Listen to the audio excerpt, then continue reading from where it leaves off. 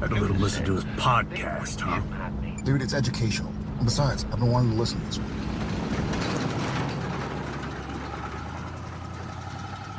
Welcome to Idling in the Impala, a podcast by and for lovers of Supernatural and the fanfiction it inspires. I'm Kasey. I'm Sandra, and today we're welcoming a very special guest who manages a legendary resource well known in the Supernatural fandom. Jules is the managing editor of SuperWiki, a Supernatural Canon and Fandom resource. This site about the CW show Supernatural is a collaborative archive used far and wide for decades. It's helped the production of creative projects and settled debates worldwide. We're excited to talk to Jules about her fandom journey and the monumental task of maintaining an evolving and ongoing canon encyclopedia. So, huge thanks for joining us and welcome to the podcast, Jules. Thank you so much. It's a pleasure and a thrill to be here and talking about Supernatural and the wiki. Oh, yeah. There's so much to talk about. I don't know if Kasey wants to talk about how often we use the wiki. All the time. The podcast. All the time. All the time. Oh, that's and that we can end the podcast there because that's really the beginning of why I'm still involved with the SuperWiki after all this time is knowing that it's still of use to people and that people are still getting in there and digging around and finding stuff and also getting involved and working on it. So that's warms my cold dead heart. Oh, that's great. I was just not to fan maul or anything, but I just sent Sandra a link to it the other day and I was like, we can rank shirts. The SuperWiki has a page about clothes. And that's really fucking helpful because I can go anywhere and find episode information. What I can't do is find a definitive fucking list with links to tell me exactly what that nasty ass white shirt with the flowers that Sam wore in season fucking 3 was called. Which I always referred to as the pregnancy shirt because it only has the buttons at the top and it's sort of blousy at the bottom. So yes, I know exactly the shirt you're talking about. And it's gross and I hate it. And every time I see it, I hate it. And I'm like, oh, there's a name for that. That's fucking awesome. That's brilliant. Huge fun. And then it is superhero hoodie. I didn't know it was called that. I found that out when I was looking at it. I'm sorry, I'm on the SuperWiki now, and there's a picture of Jensen on the front page that just really threw me for a Photos of Jensen had a tendency to do that to people, even after all this time. You think he would have built up an immunity? No, not in our Discord. How dare he go and watch basketball? Sports ball of some sort. But yes, Lakers, that's basketball, isn't it?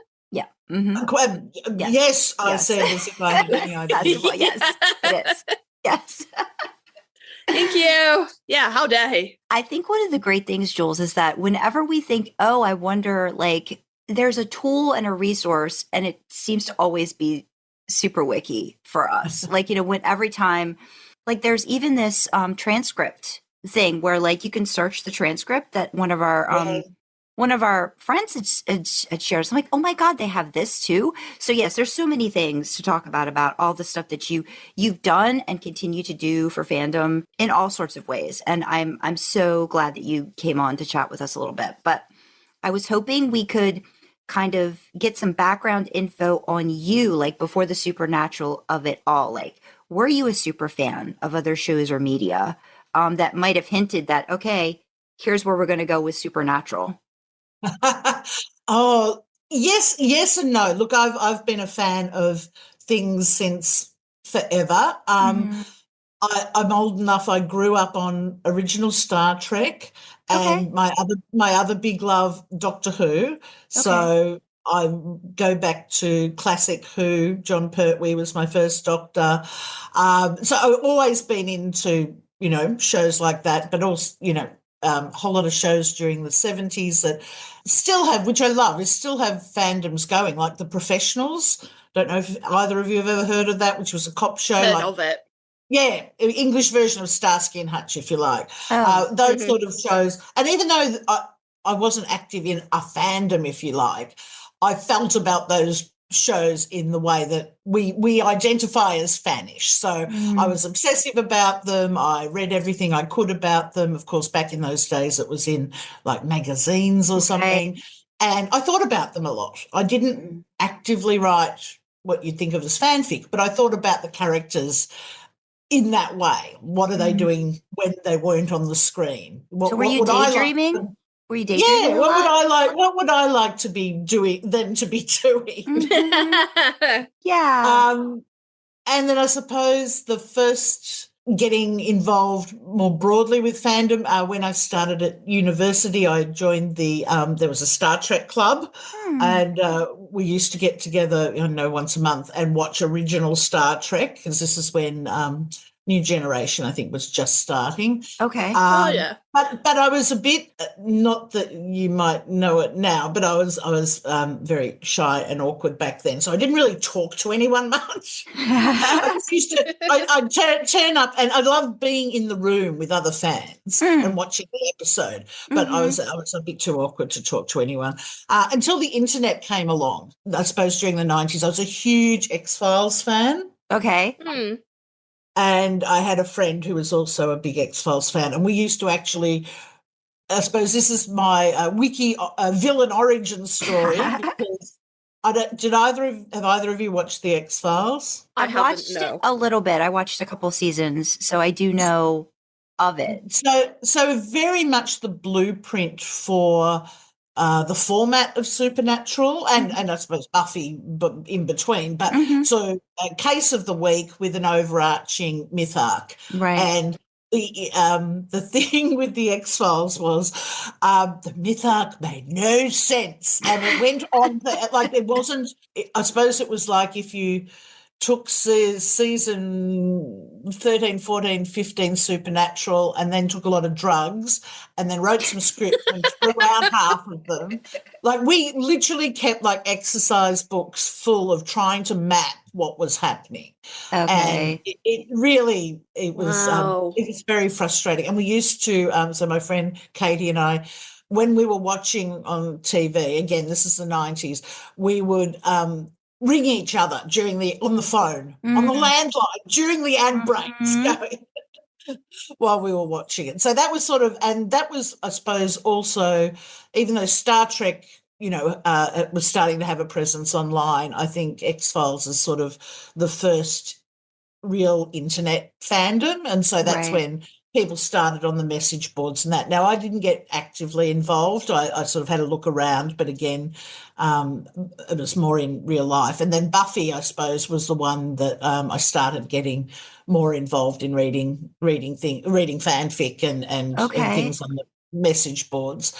And anyway, by the time Supernatural came around, I was on various message boards. There was a big site at the time called Television Without Pity, which I don't know if you've heard of that, but its slogan was "Spare the snark, spoil the networks," and it did recaps. It was really the first site that took on recaps in a big way, and also it had message boards that fans got involved with, and it was hilarious. Like it was and it was one of the ones where people from the show were reading it. So most famously, Aaron Sorkin, who created the West Wing, right? He would answer things on the message board, and he got so incensed about some of the recaps they did of the West Wing. He wrote a whole episode of the West Wing about how horrible people were on message boards. It's like it was really that first coming together. I mean, it happened in Buffy as well, because some of the Buffy writers were on the message boards, but this was all TV shows were on Television Without Pity. Okay. Good. Everything. Yeah. So it had it didn't matter what the show was. Like it wasn't just genre shows. It was a whole lot of shows on there. And that was really influential. And again, this is pre-social media. So this is pre-Facebook, pre-anything. And of course, the big thing I was on LiveJournal.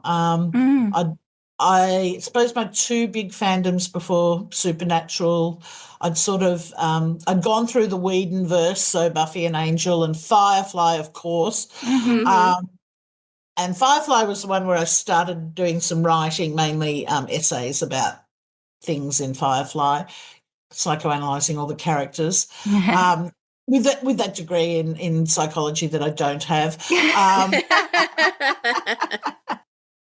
It's amazing how we all get degrees in psychology once we start being fans. Absolutely. Yeah.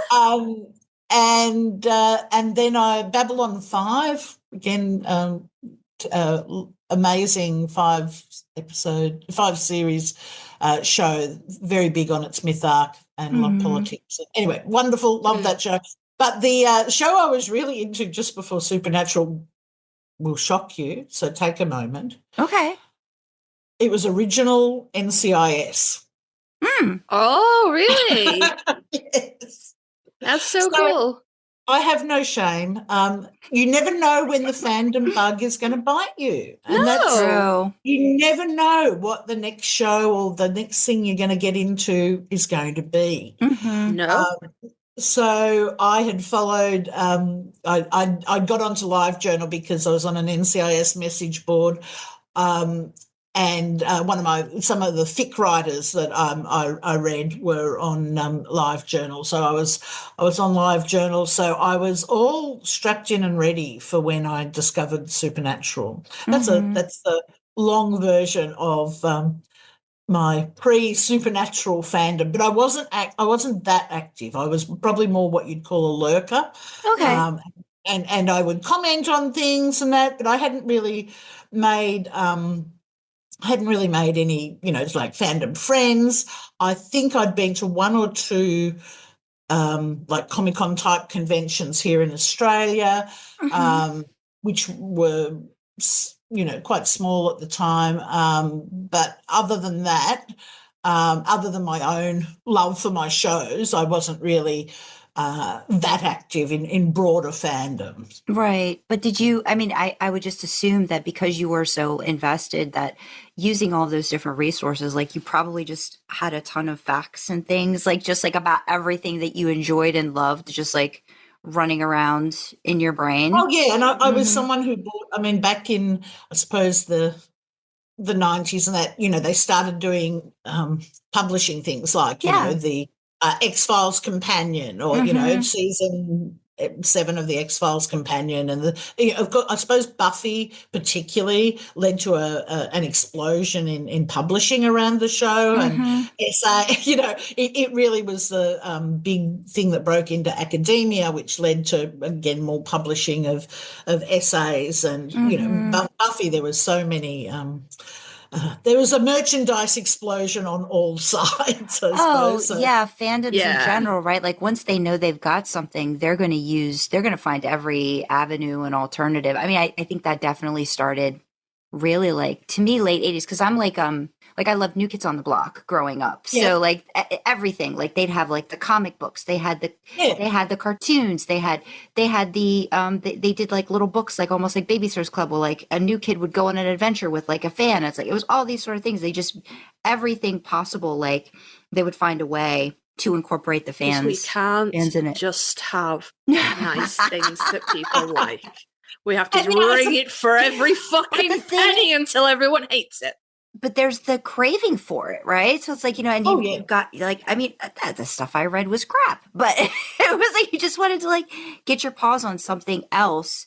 And you would just wanted, like, I'm not saying that it was a bad marketing strategy. I'm not. It was very successful, but it has spawned now in 2025 that, people like this. Let's ring it for every fucking penny. Let's have every last ounce of goodwill out of it until people hate it.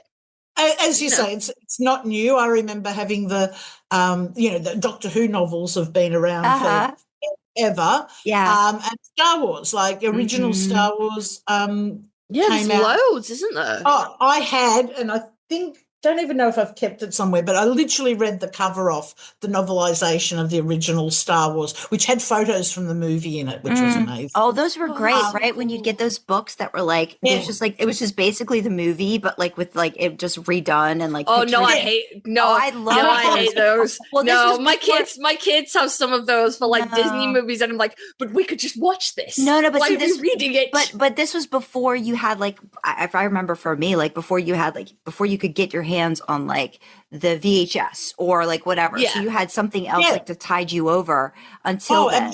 Yeah, Absolutely. And you're right. I mean, the thing we forget, as you say, going back, you saw a movie at the cinema, maybe more than once if you could, and then you had to wait until maybe it appeared on television 3 or 4 years later. Yeah. Then things, you would, or you would wait till the VHS came out or later the DVD, but you just didn't have that access to and the same was for television, of course. I mean, in the 90s was when, I think it was halfway through the X-Files when they started putting them out on VHS. But again, I taped every episode of the X-Files and I don't know why, but I made up my own name for every episode, even though they hadn't. Because if you didn't do that, and depending on whether they repeated them on TV or not, and of course, living in Australia, it was a crapshoot whether you got when you got the episodes. Could be like 6 months or a year later, and then they'd suddenly go from prime time to 11 o'clock on a Friday night or something. And anyway, it was a challenge. You had to work hard. Yeah. You had to want that episode. You had to want it. And if you missed it, and you either had to find someone who'd take. I'd be devastated. I'd be devastated when I missed something. Like if I loved a show and I couldn't tape it, or if something happened, or if they had, God forbid, over here, football would like inevitably be something that would cut into a show that I wanted to watch. And I mean, I hate that sport just for that reason when I was little, because I couldn't tape shows that I wanted to tape. I was like, damn it. I'm like, you're infringing on my TV guide watching time, where I've like circled all the things that I need to tape throughout the week. So yes, it was a time. It was a time. And it's interesting because Supernatural, I suppose, also came along at a time when, so it was just on the dawn, just before the dawn, really, pre-dawn light of social media. It was it was before streaming TV. Yeah. And it's sort of significant in the period that it ended up covering in terms of the huge change to the TV landscape, both in how it's made and how it's watched, and also to fandom. How we were online went from, changed hugely, obviously, with the introduction of social media, but was well established when that was the thing when Supernatural hit. I like it to one of those, when you see videos of the sort of Amish barn raising, it's like the minute someone knew a show was going to have a fandom, we all knew what to do to set that fandom up. It was a well-established, certainly on LiveJournal, was a well-established sort of, okay, this is what we need to do. We need to get it. Anyway, I'm getting ahead of myself. That's my history pre-Supernatural. So you could say I had a long training in the trenches, and something, whatever it was in my life, was ready at that time for me to get more involved. And I do think LiveJournal was a part of that because of the social aspect of it.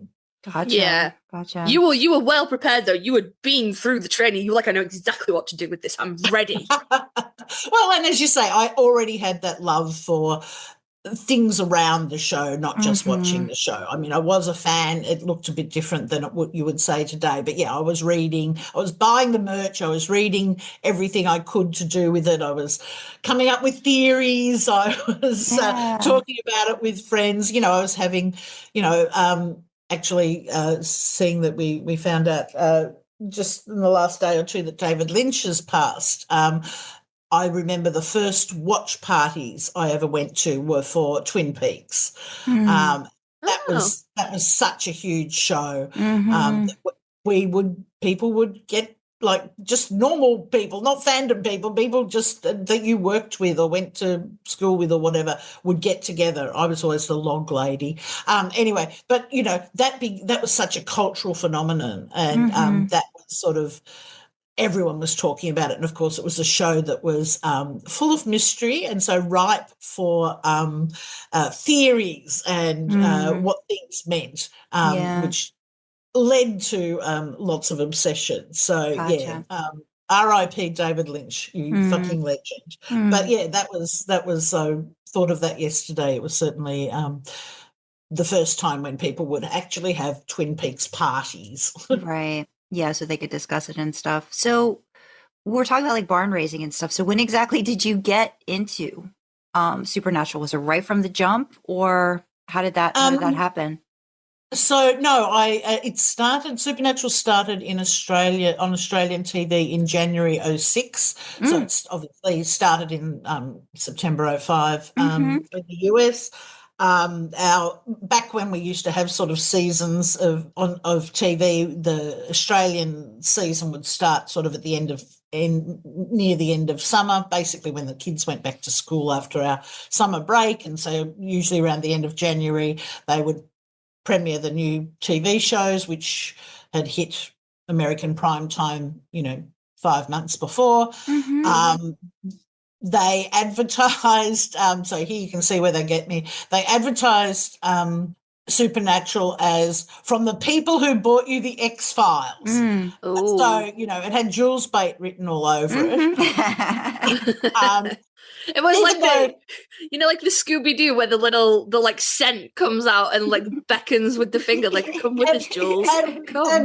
Absolutely. I've always been a big horror fan, so the fact that they were sort of promoting it, the horror aspect of it, and I did know Jensen from Dark Angel, which had been a show I'd really loved. Okay. So I had some sort of recognition factor there. So I watched it. They actually repeated the pilot twice in 1 week, and I watched it twice and then started watching it weekly. And by about the fourth episode, I went, I think I'll have a look on LiveJournal and see if a fandom for this show, because I'm really, really loving this. And the amazing thing was, so this is, let's say this is like February. It's getting towards the end of season 1. The fandom was huge already. Like it was set up. There was a newsletter. There was fanfic that you could, swim around in. That I'm like, it was like all you can eat buffet. And again, because were either of you on LiveJournal? No, we heard about it. We're newbies. Yeah. We're newbies. We didn't find the show until I think I started watching in 17, dropped off, picked it up again in 19, and the only season I watched live with a totally legal VPN. This episode it's not sponsored. I was waiting fucking 5 months for it to come. Like, all of my fandom buddies were in America. I was watching it on the CW after midnight the day after. But the only season I watched live was 15. Yeah, Australian here, so I feel your pain, and I'm also a long time pirate here. Yo ho ho, yes. But once I found the fandom, I faced that real conundrum of like, well, we're only up to episode 6 here in Australia, and everyone on LiveJournal in America is talking about, episode 17 or whatever. The only way I could watch it at the time, so this is going back to God, in the fucking trenches of 06. I know, this is like Monty Python, I had to get up 5 hours before I went to bed, and had to walk uphill in the snow. Walk up the hill. Okay, people who don't know Monty Python have no idea what we're talking about. But that was the thing. I had to watch. So you had a choice of I can do a torrent and try and download it, but dial-up internet was so slow. Oh God! A 1-minute trailer could take you like 3 hours sometimes. Yeah, in a really bad a whole episode, and then it could take like 10 hours, and then it get to like hour 9, and it would drop out. Yes. So the wonderful thing, there was this very new site called YouTube. And people started uploading it to YouTube. But when YouTube started, the longest video you could upload was, I think it was 7 minutes. So I had to watch an episode they break them up. 7-minute blocks. Wow. So I had to watch 5 7-minute blocks of the show. But that was what got me through season 1. Wow. Things got better after that. And it was dial-up internet as well, so you had to open them all in different tabs and then fuck off for an hour so they could buffer and then come back and be like, you had to be confident you wanted to watch Supernatural 3 to 4 hours from now.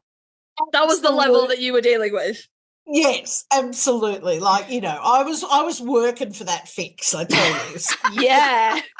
But the thing is, there were a lot of people, and I mean, this has continued throughout the show because obviously having a global fandom, people's access to it varies hugely around the world. Yeah. And so people would just read recaps or whatever. I mean, it's one thing we found on the wiki that people would say, hey, I don't have access to watch the show, but I want to keep up with the fandom. So that's why I'm reading the recap and reading the transcript and the episode entry so that, I can be part of fandom and not feel left out. Right. I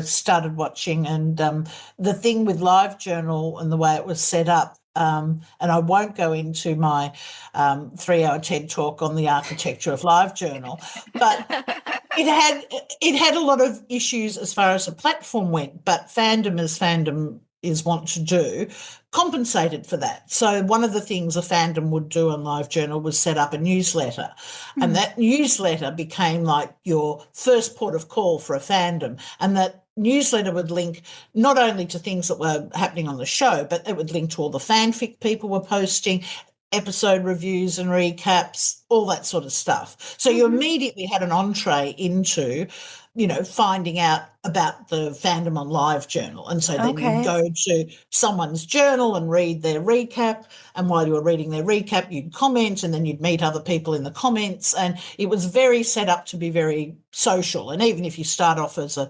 lurker, it was very encouraging way to be involved. And there were people, because LiveJournal had been around for a while then, and a friend of mine referred to it as fandom husbandry. There'd be people who knew how to encourage people into the fandom, how to, look after the newbies, tell them a bit of the etiquette, but also, make people feel welcome. It was a very social thing. And one of the things that LiveJournal had, and I'm not going to be a rose-coloured glasses, everything was wonderful. Fandom's always been, full of wank and all the bad things as well as the good things. But one thing LiveJournal had was the ability to create, both on your personal journal, you could have various, you could do a post and I could just let you 2 people read it, or I could let everyone on LiveJournal read it, or I could let the 5 people who had the same birthday as me read it, or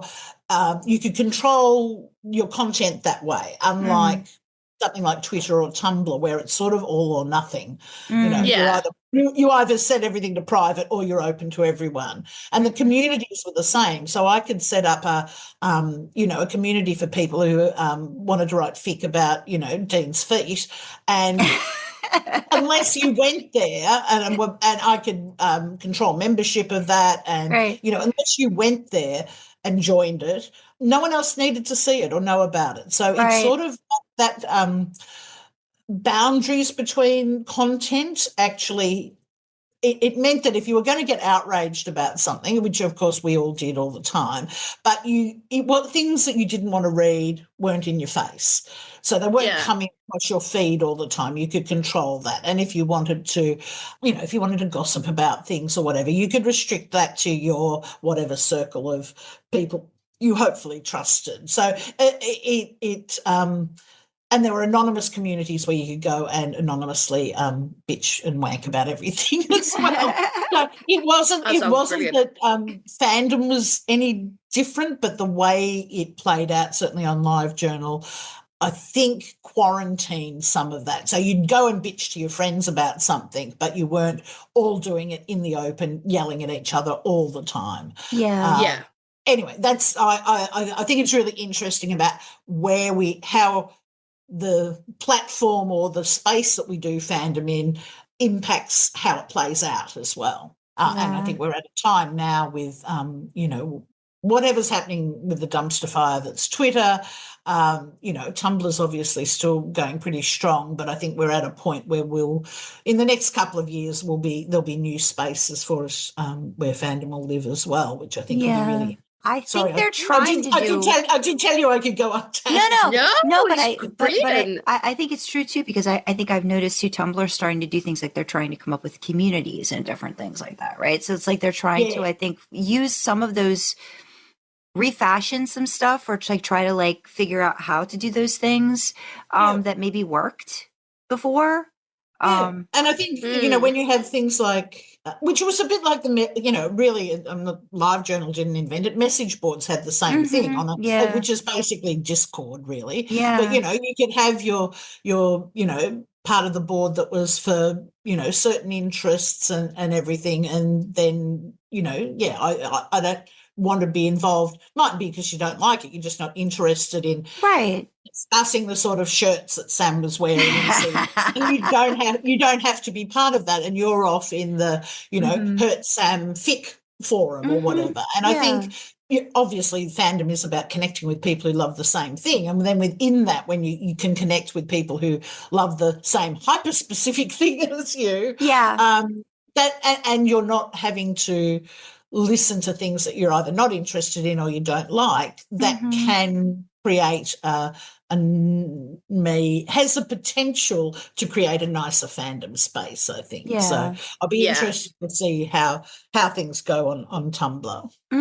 Yeah, absolutely. Yeah, there's so much. It's always changing and growing, and I mean, just technology in general anyway. But I think it's good to figure out what's worked in the past and not just necessarily toss it out, but try to figure out a way to like get it back again. And we talk about it a lot, about like figuring out your space and like not infringe, like knowing, how do you phrase it, Kasey? The art of knowing when to leave a space.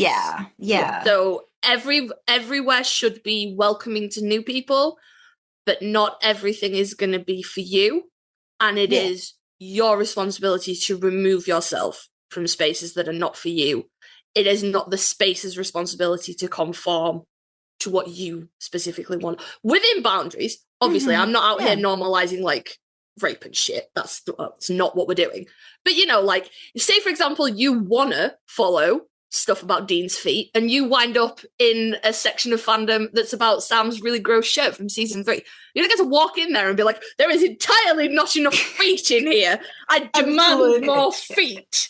You go, thank you very much for welcoming me. However, I couldn't care less about this. I'm going to go find feet. And you leave. And look, I know, Tumblr really tried to address that with tags and tag saviors and all that. But of course, and then, look, fandom, as I said, with LiveJournal and with message boards, you try and have general fandom etiquette, and then you try and work with the architecture of the platform you're on in a way that helps that. I mean, Twitter's probably the worst in terms of boundaries because there's really none. And look, I think Discord has been a great entree into fandom space. I suppose the only thing you've got to find it's very siloed, right? Like that's one of the problems too. Yeah. So it makes it harder to find. You can't search within Discord for servers that might be of interest to you. It's very, once you find what you're looking for, that's what you're going to have. It's not, if you're in for the shirts, no one's going to sneak the fate in. Well, yeah. I mean, they might do, but they might suggest that maybe we could have a sub forum on it. That's exactly it, though. That's exactly it. They might go, hello, in this wider space, could I have one tiny little corner for feed? And the person who runs the Discord may go, no feed. But they may also go, yes, you may have feed over here. It's very... We'll have Fandom Feet Friday. It's very structured. And I, as someone like me and Sandra have our own Discord, that's nice. That's nice because people can like start up a topic about something else and you can be like, do you guys want a special place to talk about this? And they're like, yes, please. And then they go off and they have so much fun in their space. Absolutely. And they post Wincest in The Sims, and I love it. I pop in occasionally. I'm like, oh, that's nice. That's so wholesome. Look at them. They're maintaining eye contact while they masturbate in the same bed. So fucking nice. That is actually, if you go into The Simsnatural in our Discord server, there's a fucking screenshot in there. I will be there as soon as we get off the call. It's funny you mentioned that, because I remember, like, back in early, because The Sims has been around forever, of course. Mm-hmm. And so, Sims and Supernatural type crossover and fan activity has been going on forever. Like, it's amazing. Oh, gosh. Kasey, do you want to ask your question? I do. Okay. Because I don't know, and I have no idea. I don't know either. This is, for anyone listening who's thinking about being a guest, you actually don't get access to this question. So if you haven't listened to previous episodes, it just says Kasey's question. But like, Jules, so gun to your head, you have to pick one. Who's your favourite Blorbo out of Sam and Dean? But you can only have one. Dean. Fucking hell. You said That's an excellent choice. You said gun to my head, so yeah. Don't want to get shot. You wouldn't get shot if you said Sam. You just all that means is you can't go, no, I love them both equally. No, you have to pick one. I know, because that would be my normal answer. Is because and again, we get that a lot, though. To be fair, we get a lot of people that say that. Look, I remember back when, the Sam girls and Dean girls were there from the beginning, and I always hated it because I am a Sam and Dean girl. But, you said gun to my head, so. Yeah, and here's the thing. I fully respect that. I do. And I don't want to be antagonistic about this question. I just like being a martyr. Is the thing what it is.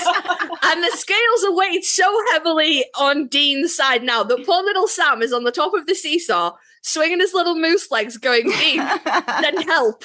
I'm 10 feet up in the air. Stop this. While all of the Dean people just coo around him. And like in my head now, I imagine Dean as like this adorable little red squirrel. And he's wearing a little leather jacket that did fit him at one point. But now because you've all passed him around and fed him little snacks, now it's like it doesn't close anymore, and it's like quite stretched out over his tummy, and you all have like a little rotor, and you're like, it's my half an hour with the squirrel now, and you pass him around and it's real cute. And like that's my little head kind of now, but the count stands 22 to Dean, 13 to Sam. My poor moose. Do you know how fragile moose legs are? Well, they're like deer legs. I do. They're very fragile. You've set up a binary here that I don't like buying into, and you're also making an assumption that the difference between the love for Sam and Dean is quantifiable in a way that I think is not. So I would say, I will. I think we need an asterisk. I should have said I'm not going to choose shoot me. Yeah, see, I don't want to be antagonistic about it, and it is genuinely, it is all in good fun. And if you had really said to me, no, I cannot choose between them, then I would have put a mark in for both of them, and that's absolutely fine. No. What I will do, don't tell Jared. I will. Oh yeah, no, I told Sarah I'm going to get him on the phone right now. I'll be like, Jared. I know you've been busy this afternoon, babes, but I need you to know that Jules from SuperWiki. To be honest. Did not pick Sam. I think Jensen would cry more than Jared would. Because let's face it, the biggest Dean girl in the world is Jensen Ackles. This is very 100%. True. Very true. Absolutely. So very true. I'm not putting down. I know that Jared absolutely loves and adores Sam Winchester, but I do think the biggest, not to the extent that Jensen loves Dean. Yeah. No, I will get on board with that. I've put a little asterisk next to you that says actually a bye, bro. And I think I don't want to cause like it is genuinely all in good fun, because a lot of people that come on they're like, oh no, Dean is my Blorbo, Sam is my Blorbo, like they will commit outright. So I just started asking for people that didn't tell me, and now it's turned into a thing. Well, this opens up. So you said Sam and Dean girl. So thoughts about the show then, Jules? When you first started watching it, what did you see about those two characters that just made it like, oh, there's a lot here going on with them?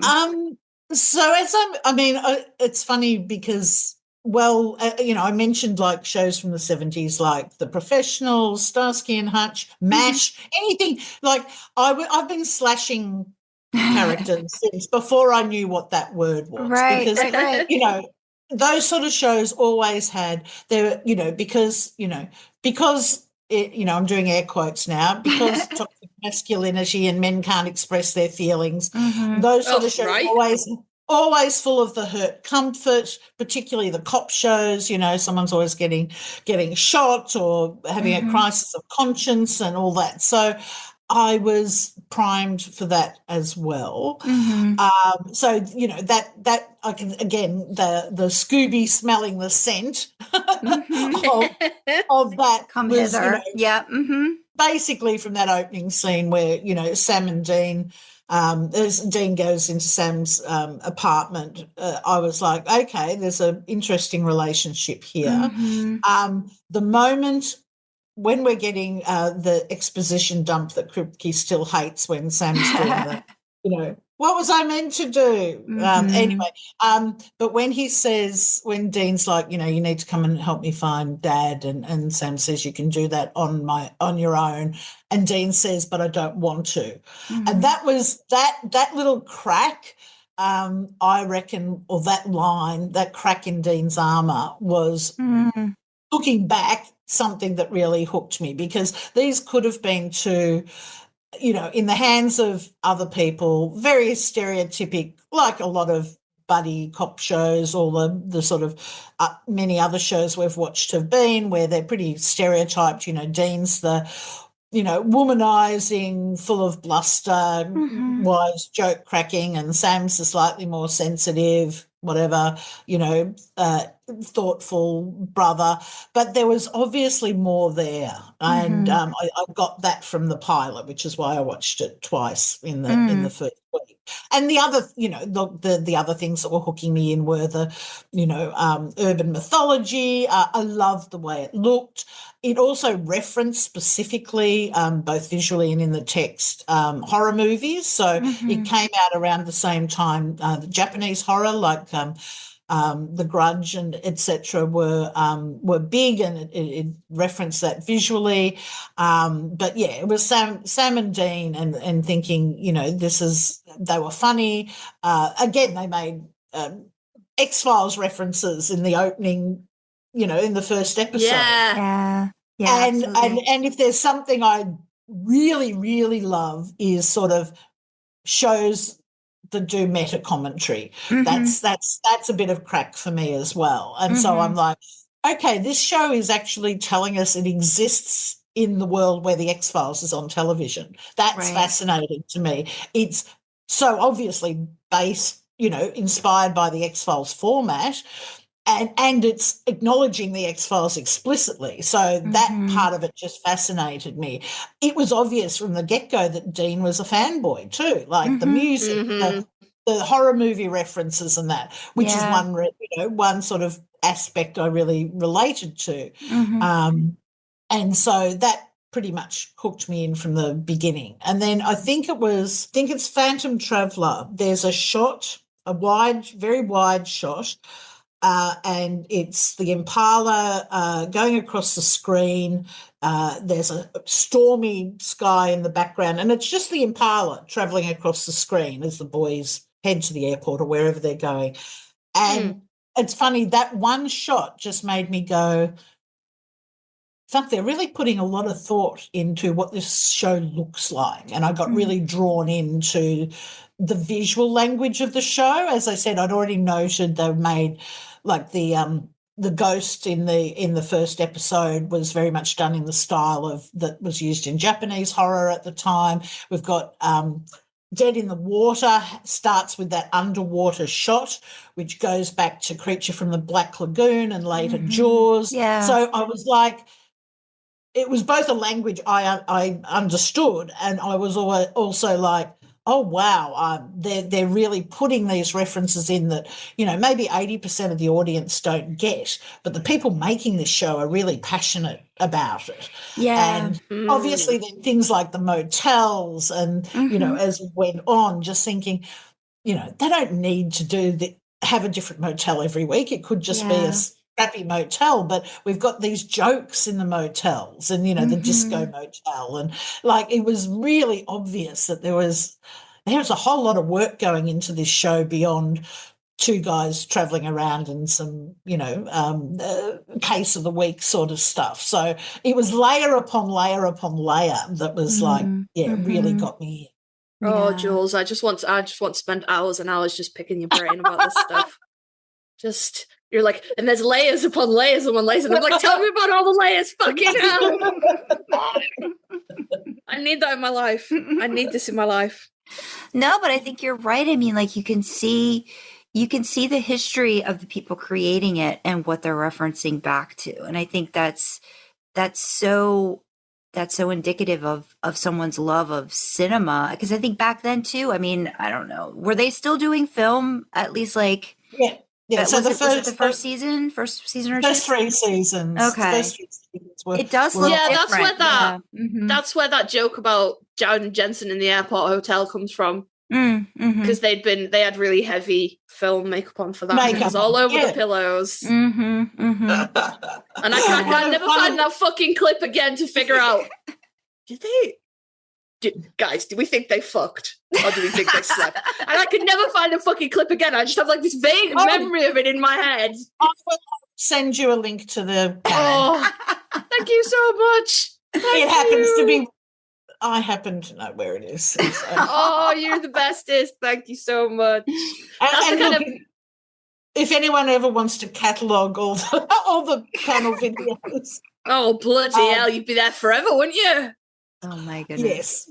I have a pretty good memory for stuff like that. I say on this podcast all the time that I remember episodes by their bloopers, not necessarily what's in the episode. So I have a pretty good memory for the funny stories at cons.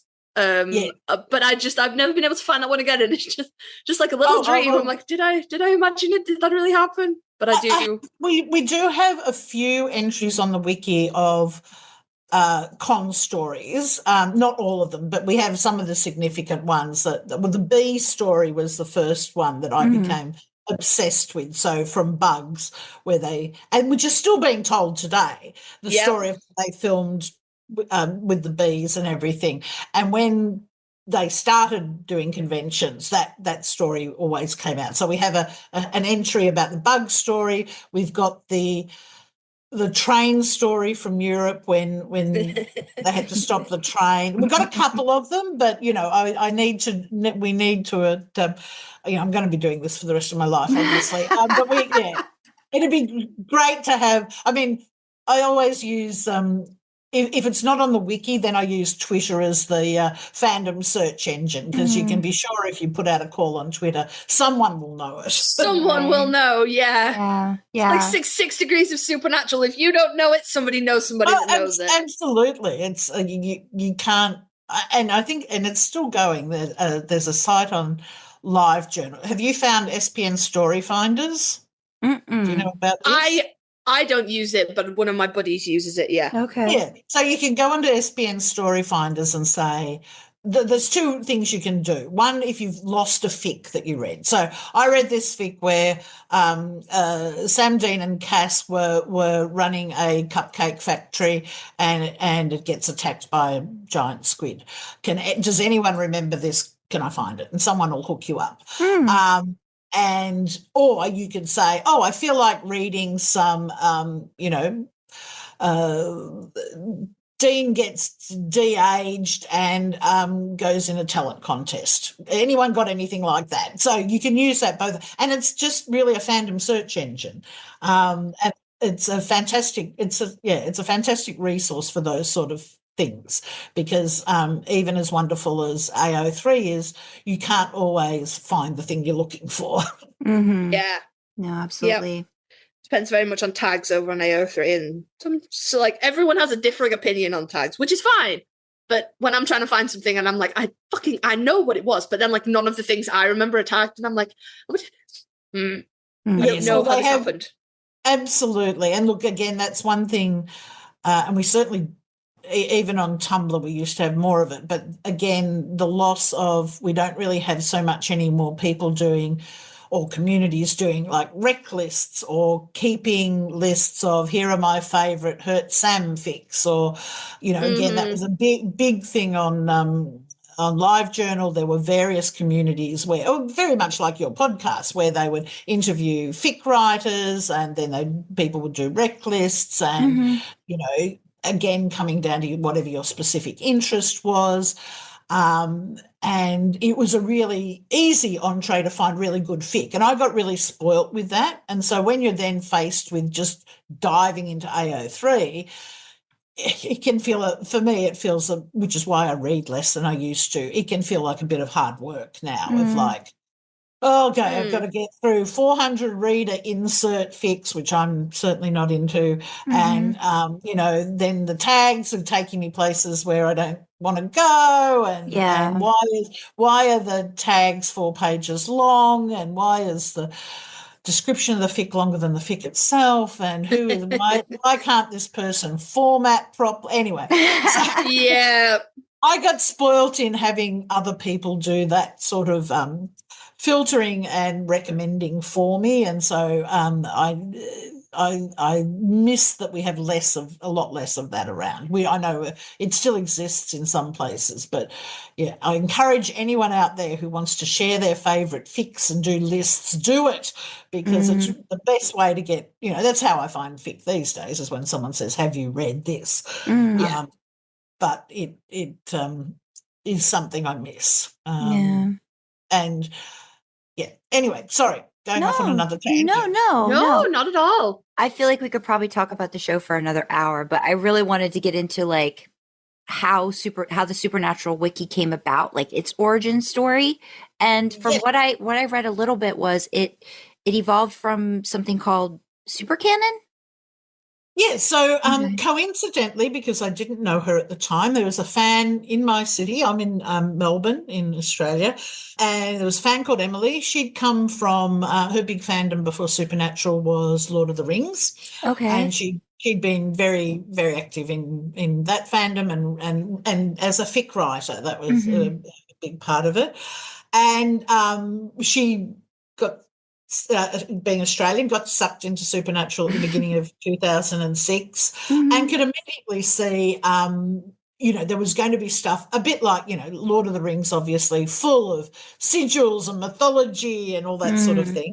When Supernatural started, it was a time when the networks and that were just going, oh, internet, this might be something we can use.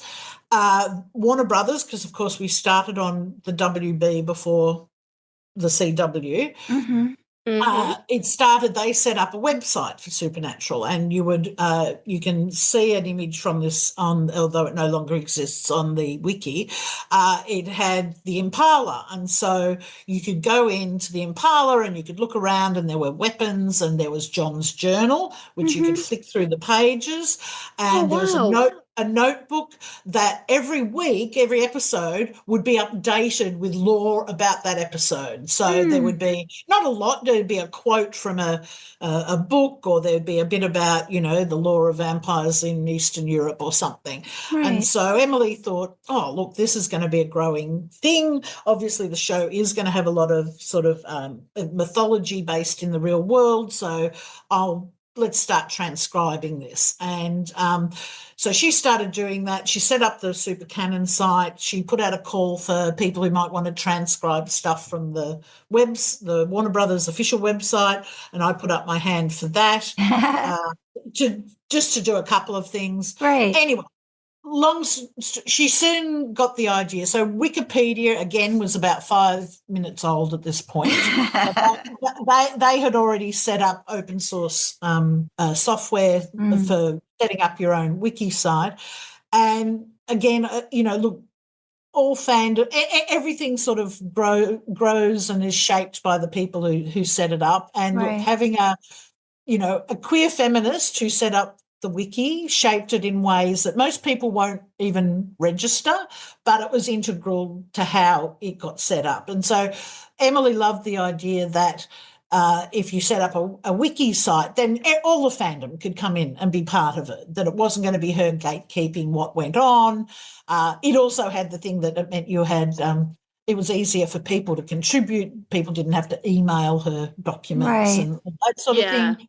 And that she could see the potential that a wiki site could grow in ways beyond what she might think was, you know, important. It could reflect to some extent the fandom itself. So she's luckily enough, she was a millennial of the age that had taught herself a lot of coding and things like that. So she set up the SuperWiki, Supernatural Wiki, bought a domain name and everything, and that's sort of how it was born. And the big thing that she did that really still makes it stand out from a lot of, nearly every other wiki site out there, was that she decided that fandom and the show would coexist with equal importance on the wiki. So it wasn't going to be just episode entries and mythology from the show, but the wiki would cover the activities of fandom, and those two would be integrated and forever mixed. Now what's the word? It's not ironic. It's amazing that ended up happening with the fandom and the show as well. You know, the show was fascinated with fandom and vice versa, and we ended up being in the show. Yeah. And the thing that I always say, you know, not that it's the first time that fans had appeared, you know, in a TV show, but it was the first time that the specific fandom and the specific fan references and our specific fan culture ended up in the show, that they saw us, not just a generic fan, but Supernatural fans specifically. And anyway, I just think it's amazing how that ended up being the reality. And certainly it started with the wiki, where Emily went, we're going to be talking about fanfic and shipping and fan art and vids and all that along, and meta essays and that. That's as important on the Supernatural wiki as covering the show. And that really set the course for the SuperWiki, and you know, what it grew, what it's grown into, but also a lot about the approach to what we covered and how we covered things. And I will say, as far as we can tell, I think Emily was the first person.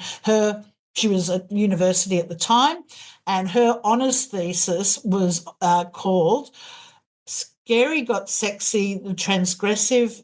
What was it? Here we go. Scary Just Got Sexy, the pleasure of transgression in the creative supernatural fandom. Basically, she wrote her honours thesis on Winchesters. Wow.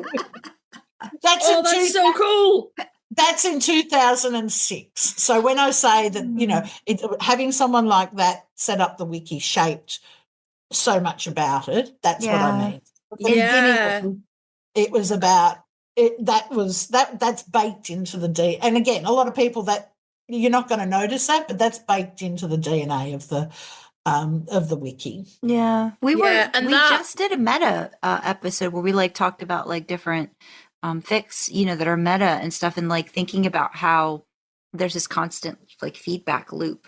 You know, on the show with the fans and the fandom, it's pretty extraordinary just in and of itself. Oh, absolutely. Yeah. I think it's still unique, really, in television, the way that, again, lots of shows have talked about either fandom generally or fans specifically in that, but no show has ever known its fandom and incorporated it specifically, like us.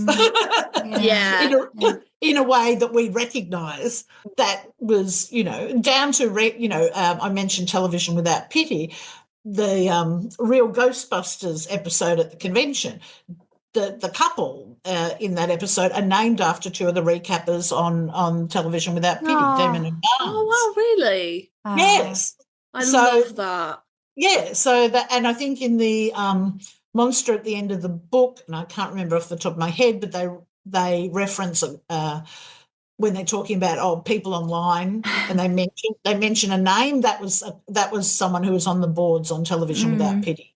So, you know, and we can go, you know, Becky was named after a fan who was involved with Winchester brothers. You know, it's like, you know, they saw us, and it's that sort of, as you said, feedback loop, bit of a hall of mirrors that I think really made our fandom very, very, and show very different. Right. Yeah, 100%. It's very, you know, you have shows and you have fans of the show, and like there are much more fandoms now, but there was something about Supernatural and when it aired in terms of where the internet was, and, you know, it was just sort of on that cusp of being ready to explode. It's just a whole lightning in a bottle situation. Absolutely. As I said, yeah, it was a certain time and place, and the people involved with the show, you know, because that doesn't happen unless you have writers and that who are interested in fandom. Yeah. Specifically, and also that you have things like Twitter where they got to, you know, you know, even LiveJournal television without pity, that the internet was such that they could really see us. Yeah. We were there with it all hanging out for them to look at. And you know, you'd like to think that being sort of held accountable as well in that way influenced the show in good ways, because, you know, if you'd like to think that they knew if they fucked something up, they were going to hear about it the next day. It was going to be a fucking problem. You know, maybe that tempered some stuff. I'll leave you. You can be optimistic about that. Jules, were you the managing editor like right away, or did that just grow because how the wiki grew? Like how did that role come about? No, I just started, again, as I said, I'd done a bit of transcribing for Super Canon, and then when Emily set up the wiki, I wasn't that involved at the beginning. Right. I was writing fic, and my big thing was, you know, writing long essays about, you know, Sam and Dean's psychology and things like that. And John Winchester, I'm a John Winchester apologist. So, and just rolling around in fandom, really. Right, so right. I sort of, you know, was tangentially involved. Started doing a bit of adding some content, again specifically around fandom stuff, because I've always said my tagline is "Fandom is my fandom." So I love fandom. I love that. Whatever your fandom is, I really don't mind. I love hearing people talk about their fandom. I love fandom culture. The show is wonderful, but and obviously I can talk about that for hours, but I love fandom. So I started adding entries on different fan projects.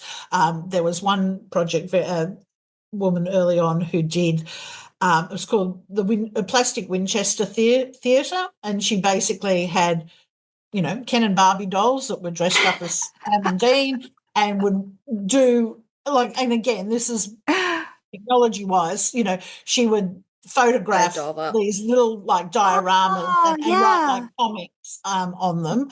And she actually, again, she was a bit of a bridge to the show, because she would do amazing recreations of, like, the hotel rooms and that. And the art department got wind of this, and she ended up visiting the set and everything. Anyway, long story, but that was one of the first sort of, they really are fascinated with what we do as much as what they do. But I did I remember that was my first big entry on the wiki, was doing an entry on that. And Andy and I, the fan, actually, we put together the first book of essays on Supernatural, which we self-published. It was called Some of Us Do Watch for the Plot. I love that. And that was like, 50 fan essays on Supernatural. And I forgot what the question was now. How terrible is that? Oh, no, just about like how the managing editor, like, title kind of like it about. So I was just sort of occasionally doing stuff. And then I started doing a bit more. And at the time, Emily had set up, there was like a group of people in the, let's call it the admin group. Right. So other fans that Emily knew, and again, as usual with fandom, were all around the world. Probably rather UK Eurocentric group of sort of 4 or 5 people, and I got involved with that. And look, the early days of the wiki, like with anything, we were generating a lot of the content because, it wasn't widely known in the early days, and there was a lot of content to put on, because every episode had new characters, new mythology, a new episode. There was a lot of work in just doing that. And, some other fans would come in and add stuff, but we did a lot of the early sort of content generation, but we're always also setting up the architecture of the wiki of like what categories. It's like setting up a library, what categories were we going to have, how were you going to tag things that people would find them, are we going to put the monsters in with the characters, there were lots of decisions to be made like that, which was really fun. And so we would have online meetings and discuss these things and, what sections are we going to have on every episode entry, and we're still going to keep transcribing the stuff from the website, which continued. I think the Warner Brothers website kept going until mid-season 2. Are we going to transcribe the episodes, all those sorts of things. So lots of work around that. And then it was really only season 5 probably, it was – I was sort of the last person standing from the original group. So Emily was, by that point, was in the background. She did some tech support stuff and managed the finances. The early days, the wiki didn't cost much to run. It was basically, domain registration, and hosting cost was nothing. We talked a couple $100. But she managed all that. Then basically, I was the last. Everyone, as fans do, people moved on to other fandoms.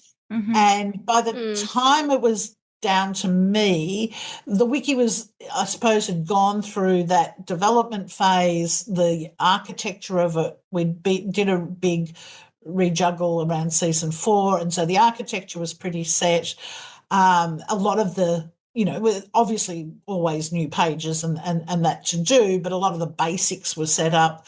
So I sort of just became the managing editor, and then there were obviously by this point, and we're talking, let's say 2009, 10, more people knew about the wiki, more people were contributing. So I sort of then took on the role of sort of supporting those people and just sort of having that overarching eye on things, and still doing content. That's something I've always continued to do, but I wasn't the only or the main content contributor by this point. So, and so by that point, and I considered over time, having an admin group, but it was less, we didn't really need that formal structure anymore. And again, there were regular contributors who I would talk to all the time, and people who would take on tasks. One of the big ones we had, while the show was on, was getting the transcripts up and done. And that's a huge amount of work, transcribing an episode. And I knew how valuable they were to viewers and fanfic writers, of course. Getting those quotes right and all that, but that was a lot of work. So there was a couple of fans who took on sort of running a whole roster. There were Excel spreadsheets involved of fans who would commit to. Sandra, you got in too late, babes. There were spreadsheets. There was spreadsheets, so people would sign up to do certain episodes and things like that. So there was. There was management, various levels of management going on. Sounds like it. It's always been pretty. I've always said to people who get involved, it's low stress. This is fandom. You're here to have a good time. There's no deadlines. No, it's not homework. People would be like, "Oh, I'm sorry, I'm a day late with this." And it's like, no, it's not. No one's getting in trouble. The whole point of the wiki isn't just the end product. It is a fandom project itself, and you should be. It's fandom. You should be enjoying it. So I always say, when someone wants to get involved, I'm like, well, what interests you? What's the sort of thing? If your interest is, if you've got an eye for detail and you love correcting other people's grammar, there's a lot of proofreading can be done on the wiki. If you want to use those Latin skills that you learn to uni that you've got no use for, go ahead and translate some exorcisms. Like, if you watched every, as one person did, people with encyclopedic knowledge of The Simpsons, go and document all the Simpsons Jules, references. can I offer something? Because I don't know. Yes. I don't know if this is something that's on there yet, because I've talked to Kasey about this endlessly. But Dean's burger eating habits, is that in? Sandra has a table. I have a table. Oh, fantastic. We would love it. So we have an overarching page on food, but not specifically on that. So you would be more than I welcome. have a table where because I've noticed that sometimes he eats his burgers upside down, and I was curious about that. Absolutely. That is an entry waiting to happen. Oh, awesome. And as well, not only does she have a table on this, she has it Jensen confirmed that it is a choice, not an accident. Oh, no, that's even, you've gone above and beyond.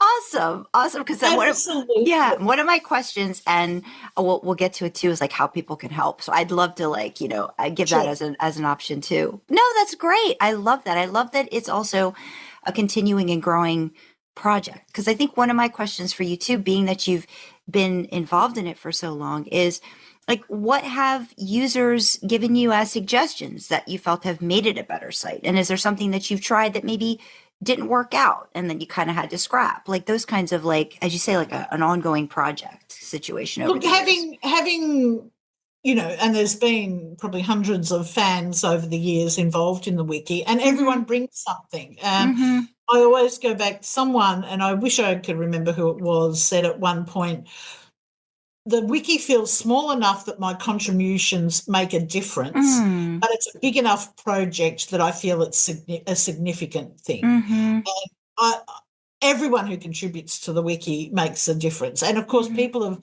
again, like as you suggested, people will have their own interests. People will say, have you thought of doing this? And I'll be like, yep, make an entry on that. I suppose at this point where particularly good things are people who can pile things together, like putting all the references for something, we had someone a couple of years ago who did a fantastic resource of all the filming locations on Google Maps. And went through and added those links to every episode entry. Oh, that's awesome. You can now go to every episode entry and, look that up. So there's really, I don't think there's ever been any bad ideas other than, the other thing is if we've got an entry, the decisions are, do we make a new entry, like for Dean eating burgers? Do we put that on the food page, or do we have a separate entry? Right. And some of those are, they're just, you can never, there's no right or wrong answer. My thought always is, if you go to the wiki to look to something, how do you find it? So you might look up food. Do you then want to go to another page to look up burgers? Maybe, maybe not. Maybe we should have it on the same page. No right or wrong answers. Right. The wiki is so big at this point. It is hard. Like, even I don't remember that we have entries on certain things. Right. So, but it's those sort of decisions. So, and I'm always saying to people, any suggestions, and people can create entries. Like, we never had a strict, other than the overall architecture. So we have 4 major categories on the wiki, which are canon, and that's all the episodes and the characters. We have production, which is all, cast, crew, all that sort of stuff. Library, which is all the things really that are on the show, so monsters, weapons, lore, all that. And then fandom. And they all they're the broad categories, but they all cross over, obviously. Right, yeah. So other than that, it's like, it's open to anything, We have a page. I will say, as someone who can contribute absolutely nothing to that because my brain doesn't work that way, but uses this wiki and Wikipedia all the time, I love falling down a wiki hole. I love it. It's like my favorite thing. So if I go and I'm like, I noticed Dean holds his burger upside down, which, by the way, I never noticed until Sandra pointed it out. And then, I was like, oh, fucking hell, he does. Hey, look at that. But like, let's say I had just noticed it and I went to the wiki and it was like, okay, food. And then there was like Dean's burger eating habits. I would click on that. And then I assume there would be another link. I would be 8 tabs deep.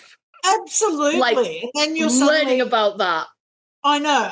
And look, that was, again, reflecting the show, was so interconnected with things, so that you would then find out all the brand names for food and alcohol that Jerry Wannock made up in the art department, or that like there's so many. Yeah, it's wiki will never be finished. But again, I think going back to, we always, aside from it being accurate, we were always wanted it also to be sort of quirky like Fandom, which is why we would have a page on Dean eating burgers, why we have a page of Bobby's hats, or how many times Nipples appeared on the show. Like, really?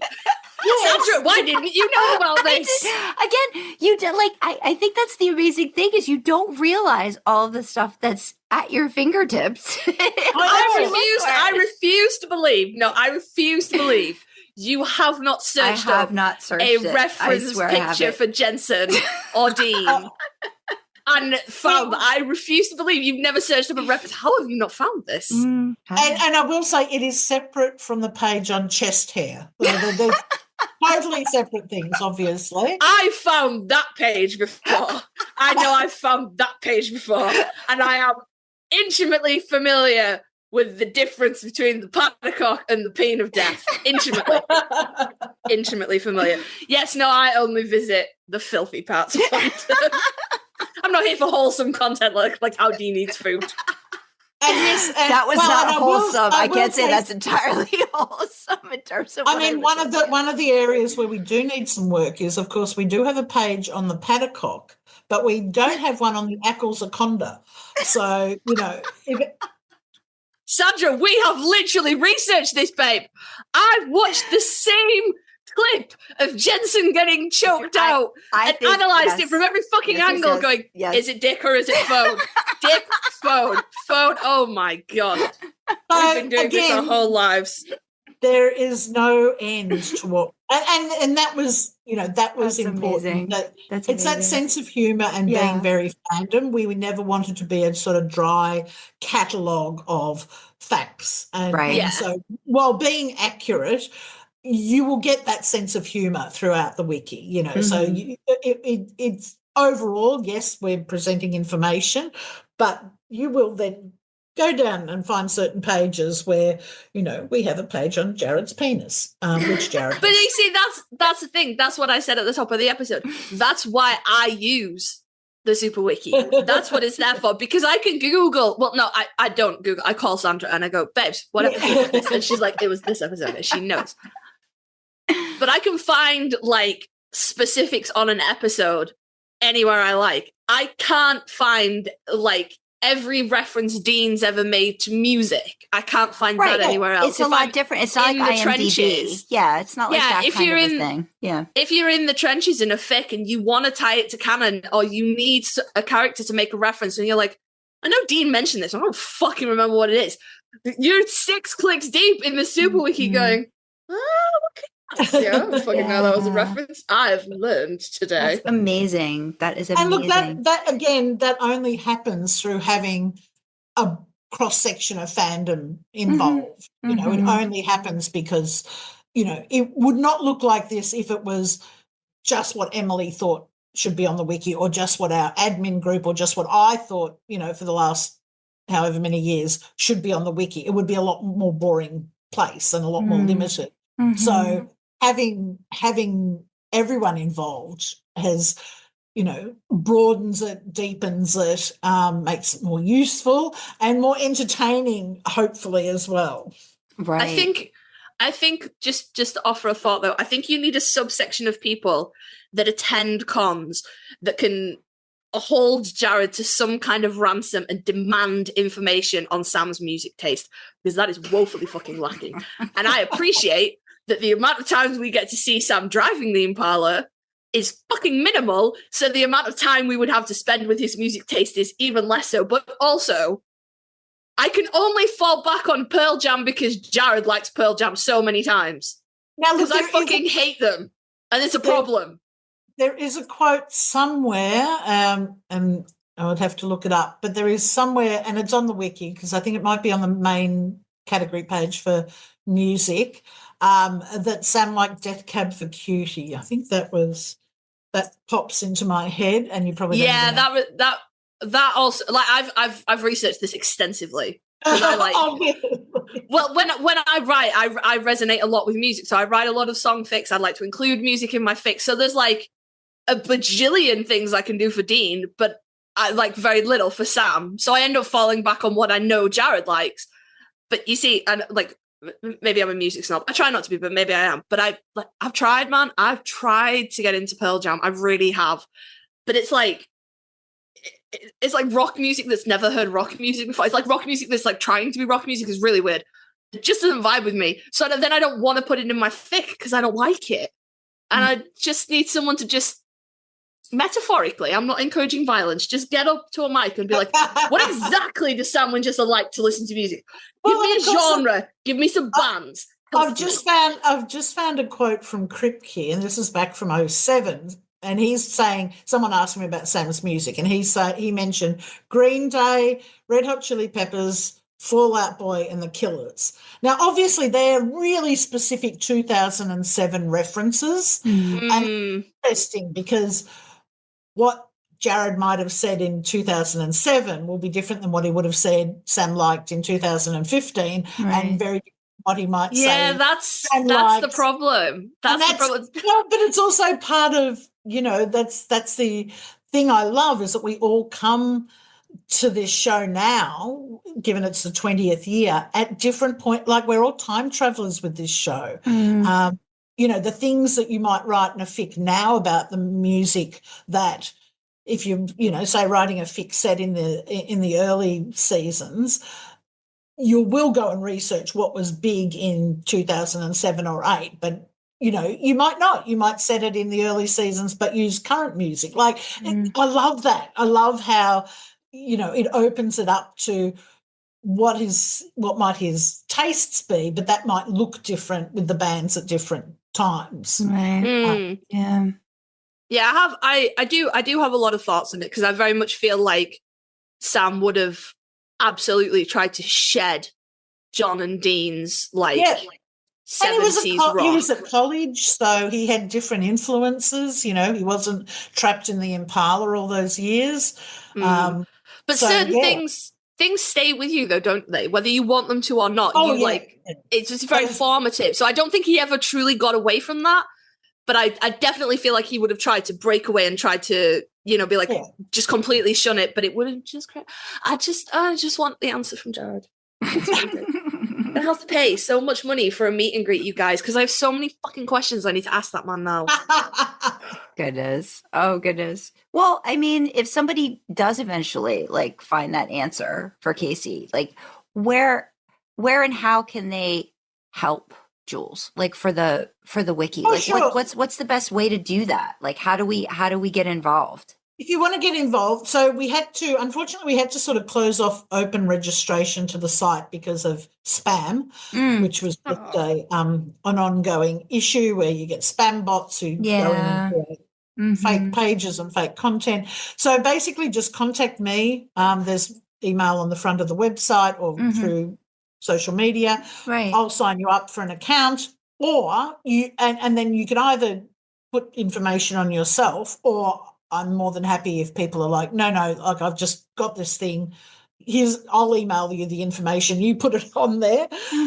Whatever works. A lot of what I do these days is just help people get involved. It's very intuitive to edit, and it's got a fail safe in that you can roll back any of your edits. So good. You cannot break it. That would be my scary concern. I don't want to break anything. No, you can't break the wiki. And trust me, You've tried. I've tried. I've done. And it's there's a toolbar. Anyone can use it. It's very easy. Obviously, the format of pages is very similar, so you can just look at how other pages have done it. But again, I'm there to, someone might have an idea, and then Dean eating burgers, I might go, look, I'll set the page up for you and some basic headings, and then you can go and put the information in. And then you might go, oh, I can't work out how to make the pictures look like this, and then I can help you with that. So a lot of what I do is just supporting fans in their involvement, and it's as easy as that. Great. As I said, we don't have a rule book. The only rule is you don't delete content unless it's incorrect. So, because people often will have an idea and go, oh, I think I would do this better, and want to go and, you know, not that people have done that for a long time, but that's one rule is if there was already a page there on burgers and it didn't have much on it, you might say, look, I want to do it like this. Is that okay? And then I'd say, yep, you can then restructure that page or whatever. But, you know, you don't delete content wrong, because people write things, you know, like if I was writing the wiki, it would look very different. If you were writing the wiki, it would look different. We try and have a vaguely consistent style, but aside from that, it's your creation. That's the whole thing about it, is that you get to go, this is the page that I made. Now, anyone can go in and edit that page, and that's the other wonderful thing. People are still adding stuff to episode entries and other entries now, because they will be. As you said, they'll be watching the show and they'll pick something up and they'll go, oh, I wonder if that's on the wiki. And then they'll go, oh, they didn't pick that up. That was actually in this episode. Gotcha. And it's, you know, it will never be complete. Right. Not a good thing if you're like a completist and obsessive about things. I had to let go of that a long time ago. And that's one of my things. I'm like, I need to. I don't know if you picked this up, Jules, but I'm like, I need to know. I need the answer. I can't be like, well, you know, it depends on the time. Like, no, I need the answer. What is the answer, Jared? I need this. Yeah. There are some entries that get started that never got finished. Like you're talking about clothes before. There was a fan in the early seasons who did the laundry list. So she would keep track of when they wore certain clothes and then try and calculate how often they were doing their laundry. You know, there are a whole lot of projects. At the moment, I'm really big on, I would love, because people leave fandom all the time, and I know there's already a lot of stuff that we've lost, you know, over the years. People do projects, post them on Tumblr, they move on, delete their Tumblr, it's all gone. You know, anyone out there who's got a project they've done, doesn't matter if you didn't finish it, if you were counting up the number of Chinese restaurants in Supernatural, whatever, we can host it on the wiki, you know, like we can preserve it there for people, because people will find it interesting. We can, if you don't want to host it there, we can link to it. You know, it's not that we want ownership of it, we just want fandom to be able to find it, and that's our big thing, really. And I love, you know, like for people like yourself, who are, you know, who've come in at the point that you came into the show, one thing I certainly always want the wiki to be is sort of get everyone, you know, not feel like fans are gatekeeping Supernatural, so that there will be references and there'll be lore and there'll be a whole lot of stuff about the show and the fandom that I hope that the wiki helps make accessible for everyone. So if someone talks about the bee story, you know, that, they told, the makeup story at conventions, you know, I want people to be able to find that sort of thing so that they don't feel, you know, why is everyone laughing when Misha talks about influence? Like, I want people to be part of fandom and not feel child. Yeah, so I want everyone to, you know, as much as we can with the wiki, that you can get those references that happened before you joined fandom, and that you everyone can feel part of it. And also, even again, as we talk about time, a lot of the early episodes have pop culture references that people these days can have no idea about. Right. You know? Yeah. Who was big on YouTube in 2008 will mean nothing to anyone, to a lot of people today, but you can look at that episode entry and go, that's why they mentioned that thing, or it was an ad on TV, or an old, you know, the people writing the show, you know, were making their own pop culture references, a lot of which came from the 90s, and So people coming into the show now won't know that TV show or that movie, and I hope that going on the wiki, they then feel more part of it because they know why Dean made that joke. And that makes them love the show more because they don't. It's not just going past them and they're going like, "Oh, I know that was a movie reference." And that's one of my things. I hate it when my favorite character makes a joke and I don't get the reference. Yeah. And like, wait, no, we're in sync. What does that mean? What does that mean? Absolutely. And particularly not being American, like there are references to things that I would have, I don't know, whatever sports ball the Lakers play. Like we have stuff on the wiki that some people would think, why do you need to explain that?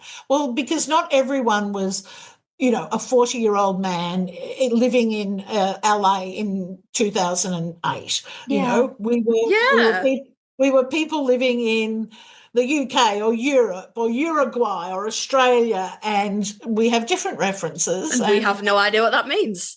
Absolutely. But now you can find out and go, oh, okay, that makes sense. And that might feed into something that you then write in your fic too, because you're like, oh, I didn't realise that was that. Oh, okay, that was that reference Dean was making. I can use that in my story. So, it adds that extra texture, obviously, to anything you're doing as well. But mainly fandom is my fandom, and I want everyone to be able to play in it as much as they can. Yeah. I remember having to ask you, Sandra, we were watching a very Supernatural Christmas. I think it was around the time we were going to cover it for a Christmas episode. And I was like, surely nobody's actually playing football on Christmas Day. Surely it's a rerun of a game or something. And you were like, no, some people do it. I'm like, on Christmas? No, that's not a go outside and run around day. That's a sit down and eat day. On Christmas? Our cultural experiences of Christmas Day in our countries compared to the US are hugely different. So, I was going to say, since you were talking about the wiki kind of like being that necessary reference for fanfic writers, what is it like for you being, knowing that you're like the super consultant for like thousands of creators, or does that not like hit you all the time? Because it should. You should spend at least an hour a day, Jules, going, oh, fucking hell. So, as I said, look, I suppose, and I wouldn't say I'm the super consultant because the reason I'm involved with the wiki is because I can't hold all that in my brain. Right. But the fact that people still use the wiki, again, that's why we keep it going, because it's not only people coming to the show and watching it, but it is everyone who keeps creating stories and arts and edits and all those things about the show. And I think that's wonderful. If that's the legacy of the wiki, that is a brilliant legacy. People, anytime someone says, I used you when I was writing my story, I'm absolutely thrilled. I mean, it's the best feeling because, as I said, working on the wiki is pleasure in itself, but to know you're creating something that is of use to other people in fandom, that's why we do it. That's the whole reason it was set up. And the fact that it was set up by someone who wrote fanfic and worked on by people who love fanfic is a big driving force, and the reason we involved that fandom was integrated onto it. I suppose one of the big decisions we made early on, and whether it was the right or wrong one, who knows, was not to link individual fanfics on the site. We had a couple of pages, like and they're still there early on, of, I don't know if people still use the term crackfic. Yeah. Yeah. So we had there are a couple of entries on, one particularly on crackfic, and I think AUs at the beginning, but it soon became, like, after about 5 minutes, it was pretty clear we couldn't link to every fic that was being written. Friggin' hell, yeah. So, we would then link to people who were doing rec lists and things like that.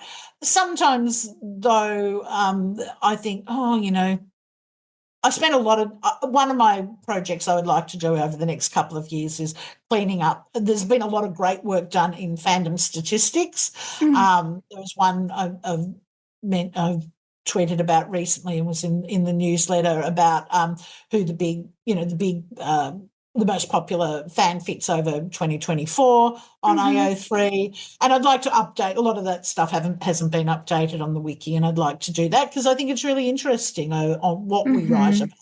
Yeah. If someone wants to give me a huge amount of money, I would like to spend the next 5 years just writing about trends in supernatural fanfic over 20 years. That's a thesis-worthy project, isn't it? Or just studying the way it's moved from the start to finish. Absolutely. And so the statistics that came out recently, so it talked about popular pairings, but that included not just ships, but if you want to call them platonic pairings. So Sam and Dean were in the top 10, not Wincest fic, but Genfic with Sam and Dean, and that was fascinating to me. I would have thought Destio would have been up there, but interestingly, from the beginning, Supernatural always had a really high percentage of Genfic, and that seems to have persisted over time as well.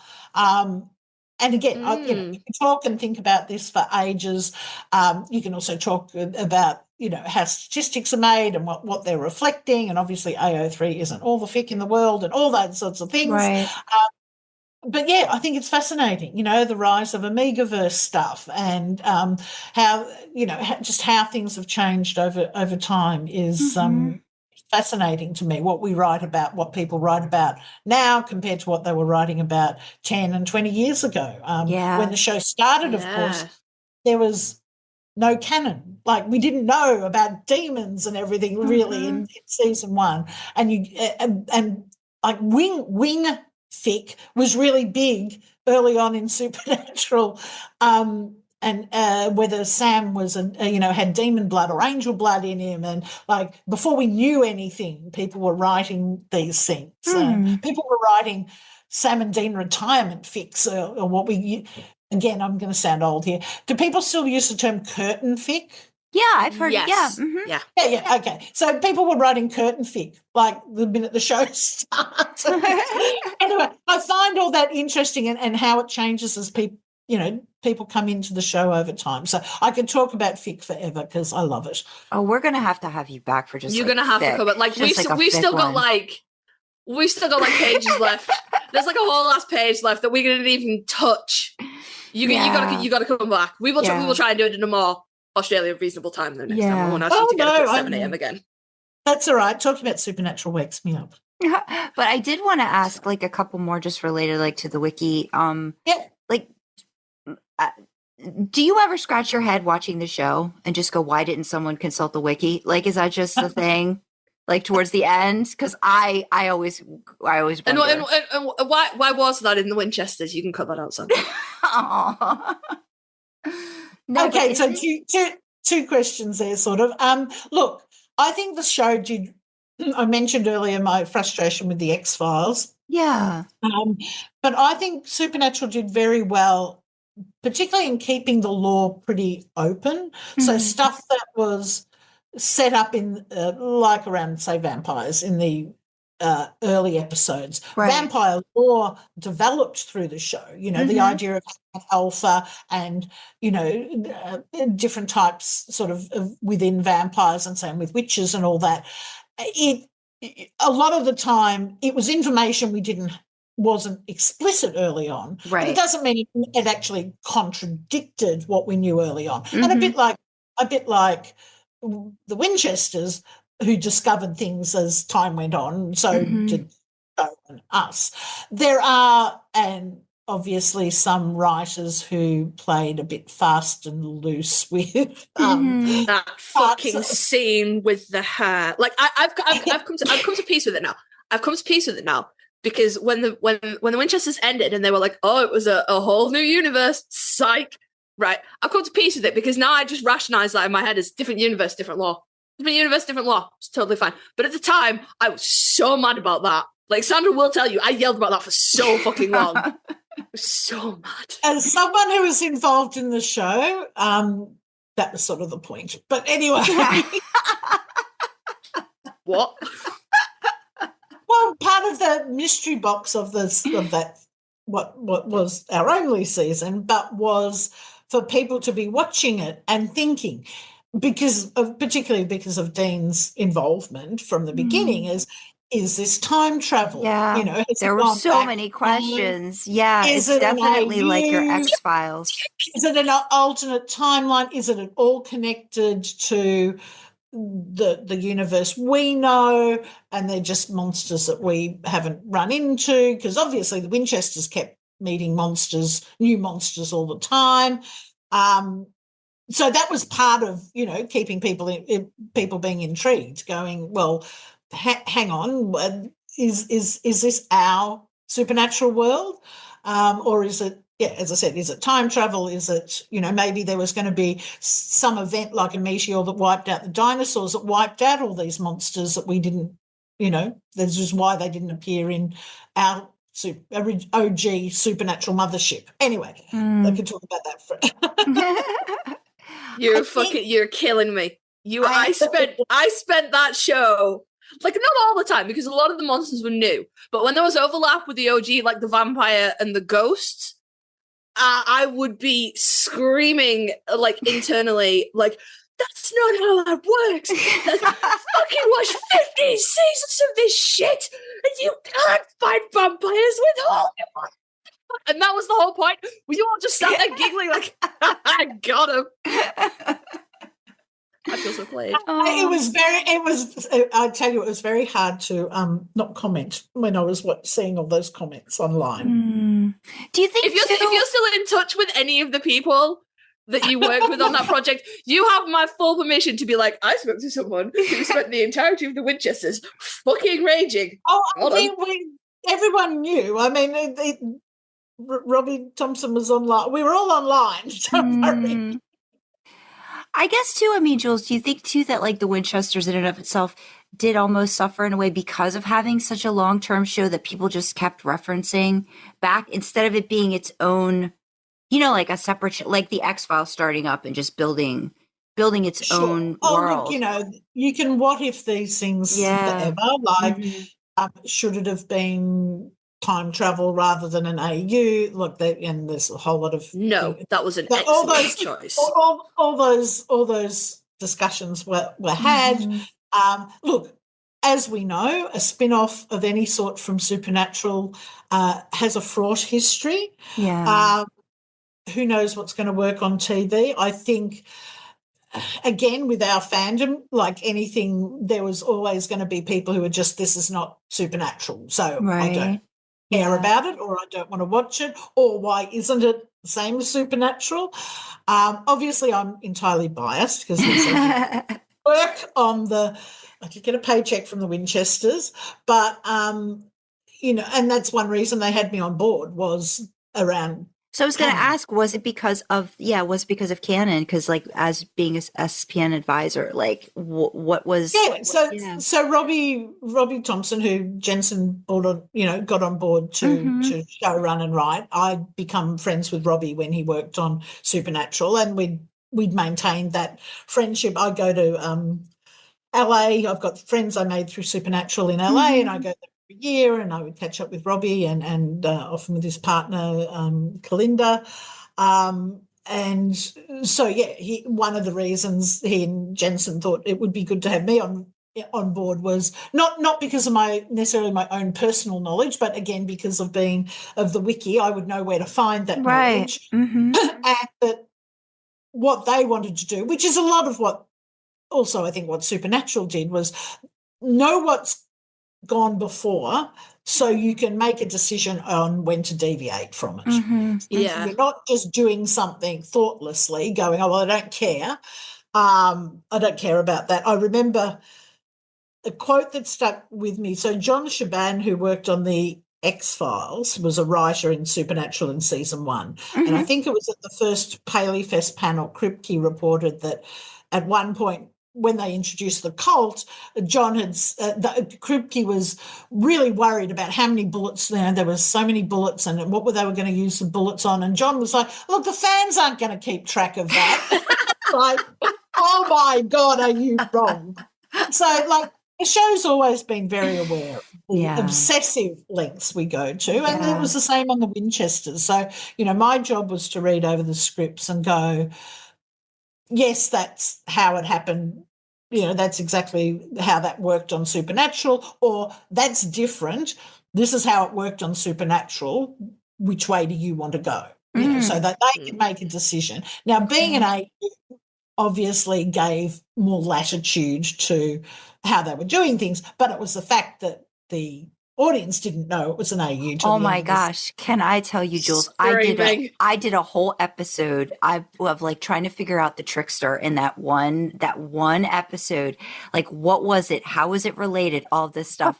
And then when I find out it's an AU, I was like, just don't worry, we'll cut out anything you don't want. No, but like when I found out it was an AU, I was just like, it was like, oh my goodness. Like, you know what I mean? So it's like, I get it after the fact, but man, it was just like, it makes your head hurt.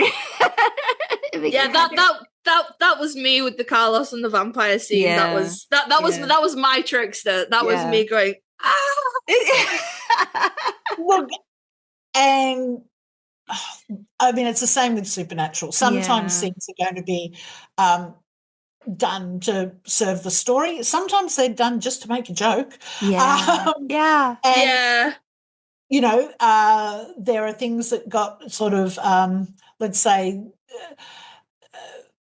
things that were sort of stretched in canon or lore in Supernatural where you go, it's sort of not what they'd implied how that worked, but I can see, you know, they've done that because they want this to happen in the story. Whether that works for you, and I'll use the example of Reapers as one thing, and also when Sam goes to hell to get Bobby's soul out. Remember that? You know, it's like at one point, you know, hell. It's like it was very easy for him to walk into hell through the back door, and like it was. You can argue whether that worked dramatically, whether it undermined what had gone on earlier with how they constructed hell, or you can just go, well, they've done it for that episode. I don't think it was the greatest dramatic decision. Right. Me and Sandra have talked about this in light of the ending. That is both the best and worst thing any writer of any show has ever done, because now it calls into doubt everything. Oh, you can't just walk into the back door of hell. That's not how that works. No, you're right, you can't. But what if Chuck made it that way? And we don't fucking know. We don't know. There are no longer any definitive answers for any law.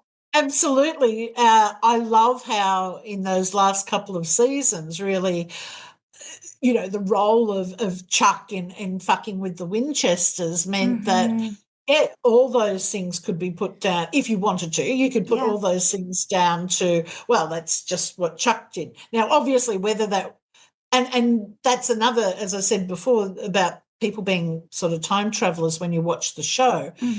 If you go into watching the show, say you watch the last few seasons and then you go back to watch from the beginning, you're going in with a different knowledge set. Right. So it's like the people who, you know, if you go back and watch, having seen Castiel's confession scene, you then watch the whole history of Cass and Dean possibly differently than you would have without that, because then you're looking. You don't have the fresh eyes anymore. Yeah, you're just not coming into it. And you're going and thinking, well, now I can look for what is the point where I think, you know, Cass fell in love with Dean, and what was the point when Cass realised that? The same as, you know, knowing that Chuck did all these things, I could go back and maybe going, is this something? Now, you can drive yourself mad doing that. I have many times. Can you tell? And also, at the end of the day, did the episode work for you?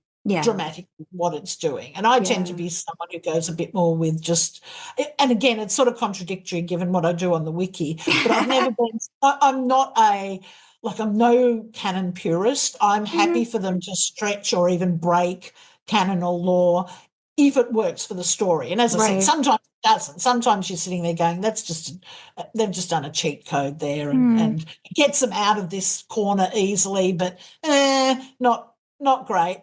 And other times it's like, fair enough. Yeah. But that's the whole thing with Chuck, isn't it? In those cheat code moments before, you'd go, I don't really. Now you're like, nah, Chuck fucking interfered there. Just stuck his finger in and just twisted it around so it worked. Absolutely. Best and worst thing. Because it's like, that is the best get out of jail free. I remember when The Return of the King won like a bajillion fucking Oscars. And then after the award ceremony, they were still filming it. And Peter Jackson was like, this is the way to do it. You win the awards before you finish the movie. Like, that's what it is. Now it's like, oh, well, you can never be sure. You never know now. And of course, that's interesting because when they were making all those, let's say the first 14 or 13 seasons, they didn't have Chuck as a get out of jail free card. It's what we're bringing to a watch like that now. So they were not writing, trust me, Chuck in his final form did not exist for most of Supernatural. No, but I think that's such a good way to like, not like appease the fandom, but like it casts just enough doubt that absolutely you can no longer solidly say this was this or that was that, because it just casts just enough doubt that you're like, oh, maybe it was Chuck though. Even though as a person, you're like, the writers did not have Chuck Endgame in season 4. That wasn't what was happening. Oh, absolutely. I mean, that's one of the things people have always done. Like there's that the ghost ship episode where there's an incantation and you can hear the word Castiel spoken. Now that was not that was season 3. That wasn't a plant. That was just a happy accident. But a lot of those things sort of happened. And some of them were happy accidents, and some of them were deliberate, obviously, and some of them were, people going back and going, oh, we mentioned this in, season 3. Now we can pick it up in season 7 again or something. So I always want to say, don't. If you ever think that, certainly for Supernatural, the writers knew the law. Like I always get really annoyed when people are like, oh, they didn't know it or they didn't care about it. Yes, they did. They made decisions, as I said, that this is what we're going to do, and sometimes that contradicted law or canon or whatever. Right. But it wasn't because they did it without knowing. Like they knew, and they were making decisions because, oh, well, we need to do this here if we're going to get Sam out of being possessed by Gadriel or whatever. But they made decisions. It wasn't that they were either ignorant or lazy. Right. They were decisions you might disagree with, but I always would get very, let's call it defensive on behalf of the writers. Yeah. It's like what you said with the Winchesters, though, isn't it? It's knowing what's come before, and you can decide to stick to it or deviate from it.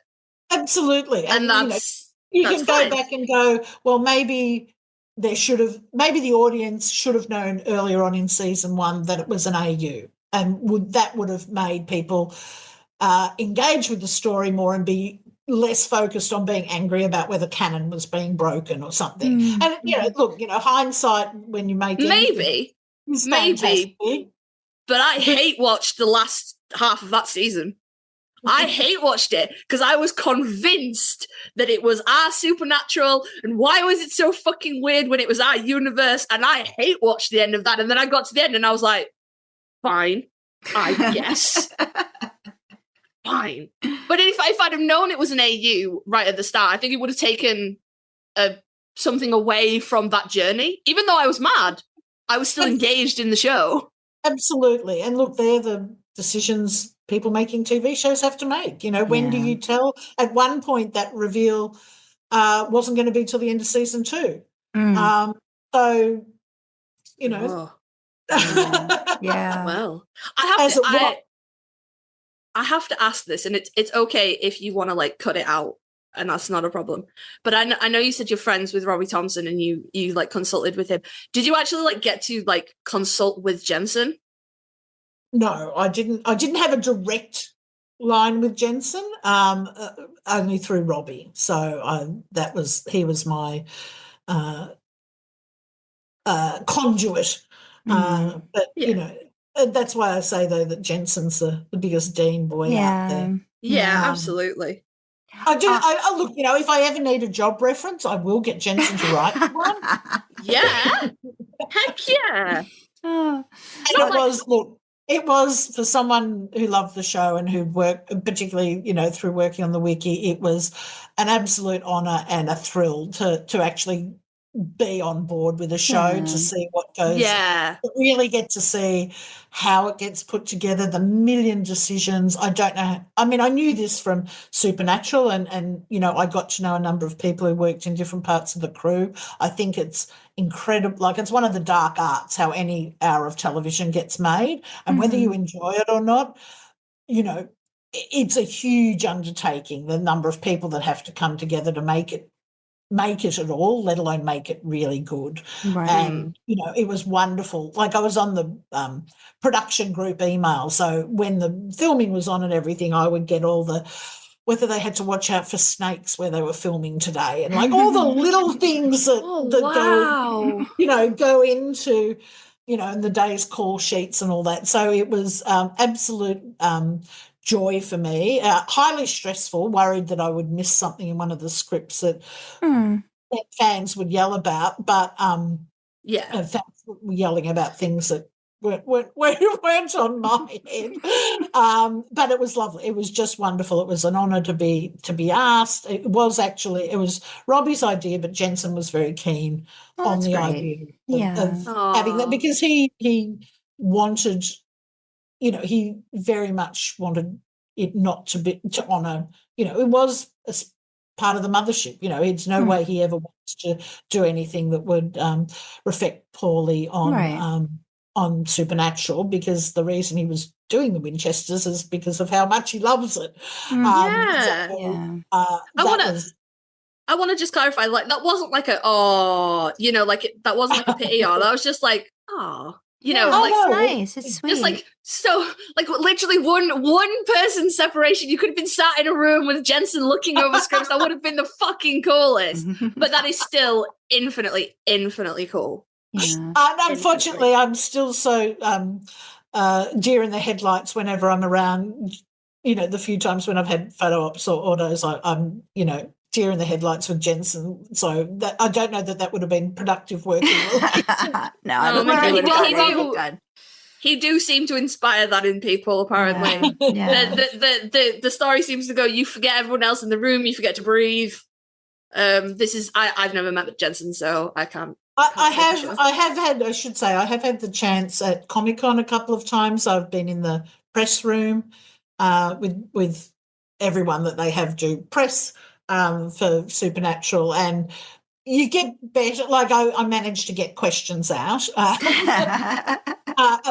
that time, and the one thing about our show, as we are all very aware, these are both, everyone involved with the show in front of and behind the camera, but, particularly Jared and Jensen are lovely people, and have, my interactions, so even in that press space was, they're there to talk about their show, but they love their show, and then so that's easy. And they were all, the experience they've had at conventions, and I hope that all the TV shows they're doing subsequent to Supernatural realise this, all the conventions they've done have made them consummate at not, dealing with people. Like, you forget that most people making TV do it in a bubble. They do it with the crew around them, but they're not dealing with press or fans like our guys. And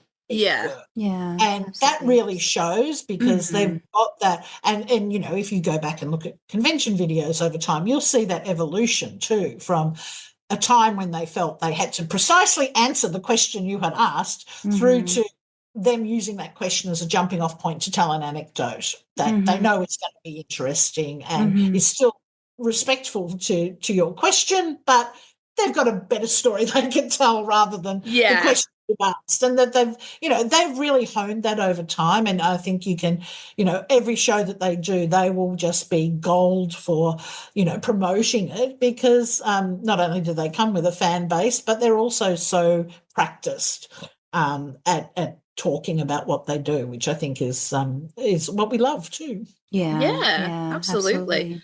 I will stop tangenting because I know Sandra has. Yeah, things.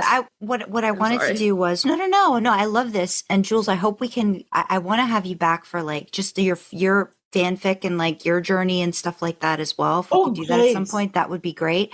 I want to let Kasey ask their, because they have a secret question that they like to ask, and then I'll have one more closing question for you. Can I not have a gun to my head to this? There are no guns. There are no guns. No guns. This is actually you're the first person that's kind of raised the issue about that being a binary, because usually people quite happily camp themselves in one side or the other. So I'm going to have to reevaluate how I ask that question now.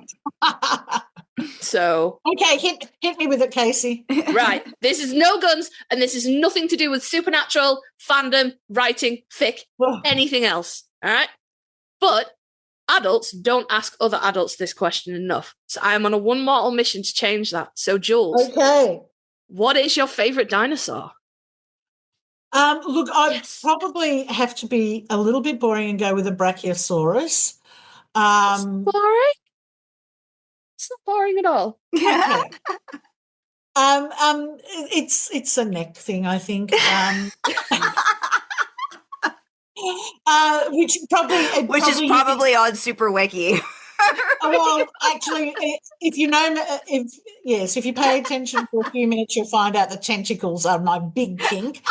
So maybe it goes back to that. Yeah, look, we will have to go to that. That is a definite. You're gonna have to come back and talk to us about your personal fandom journey, especially since you put in the newsletter about the tentacles and then we didn't get time to do it. We can't keep the people waiting, Jules. But they need to know. I need to know. Yeah, I need to know. Well, I can talk to you about. Yeah, look, I've done a rec list on supernatural tentacle porn. There are a few corners of supernatural fic that I haven't delved into. So I'll leave you with this, that I actually, before the Amigaverse emerged as what it was, I had written an essay about this thing that was happening between sort of bestiality and BDSM and stuff, and it had a Venn diagram in it. That's okay. Gotcha. Yes. So yes, I would love to come back and talk about the all that stuff. I'd love to have you back, but I want to ask one more question before we let you go. It's just, what are your hopes for the SuperWiki, in the future? I hope people keep getting involved with it as they are at the moment. I hope it keeps being useful to people. I hope people enjoy working on it and just going, I'm going to go through and take out all those commas. We might have somebody. D is currently asleep.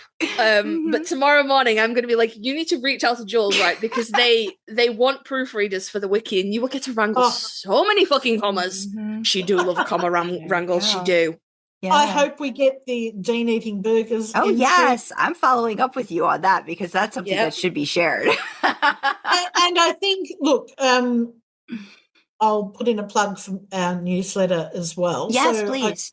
Just when we found out Supernatural was finishing, I decided to start the newsletter because I figured as the show finished, people would sort of drift away from their, maybe main fandom spaces. They'd get new fandoms or that, but they might still want to know what's sort of going on. Mm-hmm. But also then, as on top of that, as platforms change, so as people have left Twitter and gone to Blue Sky or Threads or Instagram or, TikTok until today, I thought, people are going to want something to keep in touch with. And it sort of goes back to, here's a nice little circular segue back to the beginning of what I was talking about with LiveJournal and having a newsletter, so that I wanted something that would keep fandom in touch with each other. So even if Supernatural's not front and centre to your brain, you would still know what's going on. And if it was, even if you're a new fan, you would know where to find the good podcasts or things like that. Now, obviously, I can just tell people go to the wiki, but people aren't going to do that. So I started the newsletter. The idea is that it will both remind people that they can find stuff out on the wiki, but also that the newsletter will just, keep people in touch with what's going on. Because, again, it comes back to, I want people to have fun and stay engaged with fandom. And so anything I can do to help that and promote fandom projects, there was a project I only found out about a week ago, the Sisterhood of the Travelling Misha shirt. It's like, yeah, those things. Is that blue denim that goes from Jensen to Misha to Jensen to Misha? Well, No.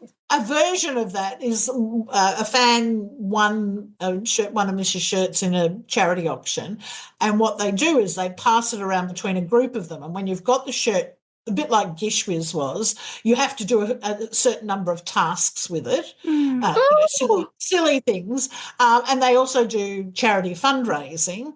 And then at the end of last year, they got Misha to set a task that anyone can be involved with. You don't have to be part of the core group who send the shirt around the world. So that was a project I'd never heard about and I came across, and we've now got an entry on the SuperWiki for it, and it's in the newsletter. And that's something, I want to promote fandom projects, whatever.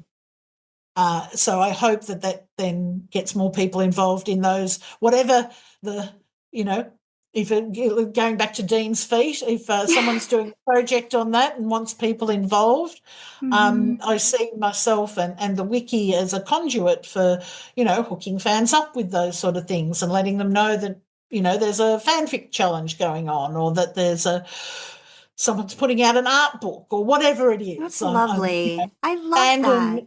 Fandom's always front and centre. So that's why I continue to be involved in the wiki, and I hope it'll be around for a long, long time. Things on the internet, as people finding out, can actually be really ephemeral. And I can tell you there's a lot of dead links on the wiki where you go back and it's like big media sites, Television Without Pity, no longer. Yeah. They get wiped off the internet. That project or you did on Tumblr, gone. Some of those things we can preserve on the wiki, and I think it's obvious that Supernatural is a show that people are going to continue to discover and become passionate about. And I think hopefully the wiki is there to, as I said, get people into fandom and make them feel that they haven't missed out, that they're still part of an active fandom, and that they can find out that history.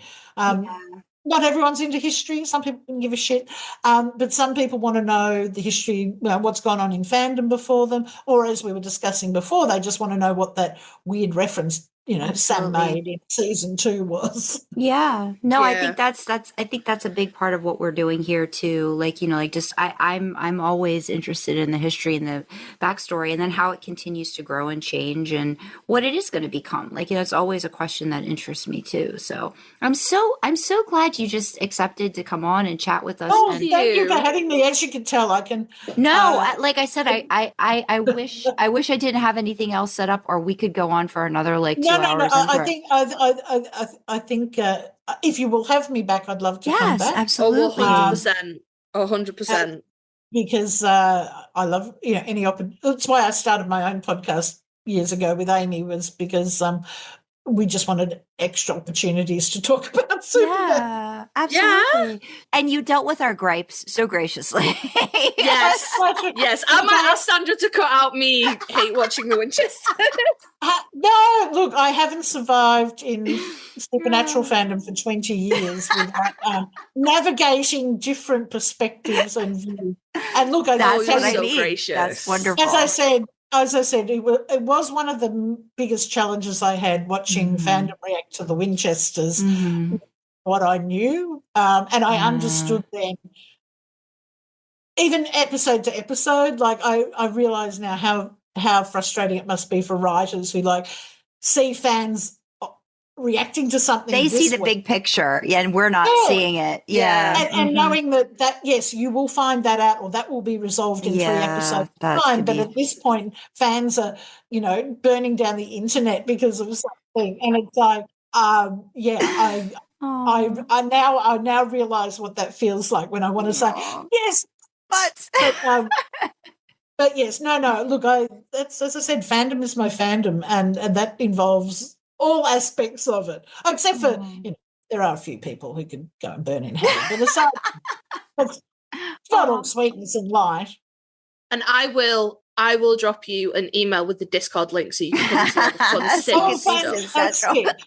And look, please, going forward too, always feel free to hit me up wherever for promoting your new episodes and things like that. I don't always remember. I mean, obviously I follow you on Twitter and that, but, I'm happy to retweet and promote stuff as it comes out, not only my own episode. And particularly because of your focus on fanfic. I mean, there are a number of rewatch podcasts out there which are great, but I'm always, as you'll notice, I'm always keen to promote anything around fan works. Yeah, and that's why I want to have you back so we can talk about your stuff and your really your fanfic journey and stuff, because I love that. I love having those discussions. So we can't wait. But no, I wanted to let you know we so appreciate you coming on. If you want, what I'll do is we could say a little goodbye, but then I can remove you from the Zoom if you have trouble. I won't report you. So you know. I always say that as a caveat. But I did want to say thank you so much for coming. We really appreciate it. And just if there's I can't wait to help you out with a burgers page. That's a big deal. I love that. I love that aspect of it. Yes. Thank you so much for getting up at the ass crack of dawn to come to talk to us. It's such a great time. It's a really hot day here today, so it's actually nice to be up early so I can maybe if I can wake the dog up, take her for a walk before it gets too hot. So, even the poor dog's like, Mom, it's Sunday morning. What are you doing? No. I'm a new rescue greyhound owner. She sleeps 23 hours a day. So, that's awesome. She woke up, had breakfast, and she's now out to it. So, bless. No, Jules, thank you so much. Really, thank you. It's lovely to meet some new fandom friends. Yes, absolutely. Well, you have a good rest of your day, and thank you so much. You too. Have a wonderful rest of your day, Jules. Bye. Bye. God, we could go another Jeez, we could have done another 4 fucking hours for real. That was great. What a delight. I so love that. I can't wait to have her back and talk about the tentacle porn. Yeah. Well, I'm gutted we didn't get to that today, friend. I really fucking am. There were so many other things that are on the questions list, but I was like, we've got to talk we've got to prioritize here. Yeah. But no, I just what are your final thoughts on the conversation? That's so I really appreciate someone that likes to collect and archive and hold on to that knowledge. I've talked to you before about what we lose to history and things like that. So I'm just fully in awe. It's such a mammoth fucking project. Seriously, but it was so great to learn where it came from and how it works. And to be doing it for so long and to really consider it as never being finished, because the constant collection of knowledge and just being able to find all of those, again, those different things, right? That somebody just zones in on, and then having that be another thing that somebody might at some point need or want or interested in and have a place where you can find all of that stuff, I think is just, I was thinking about it.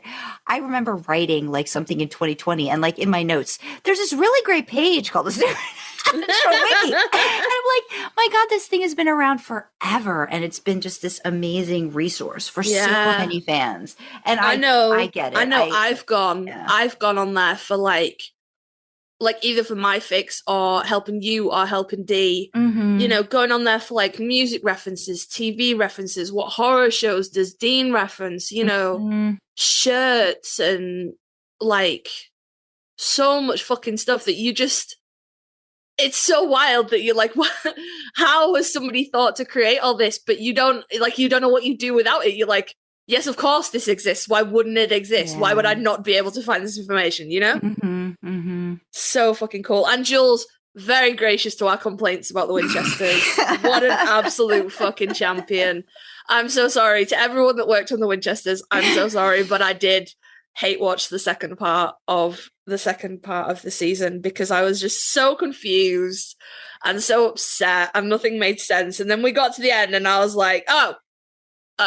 I think it's where, like, how she was saying, like, you know, for her being somebody that can be very micro about a show, to understand how writers and producers are having to look at it from this macro level and make these decisions that for the purpose of storytelling can't give away what's going on, and making those choices. And like she said, in hindsight, you know, 2020, would it have gone a different way if something had been put out there earlier? How would it have affected like, it's all these questions you just don't know. And I'm just amazed. I'm just amazed by it. That she got the chance to do something like that too is just so cool. Like, you know what I love though?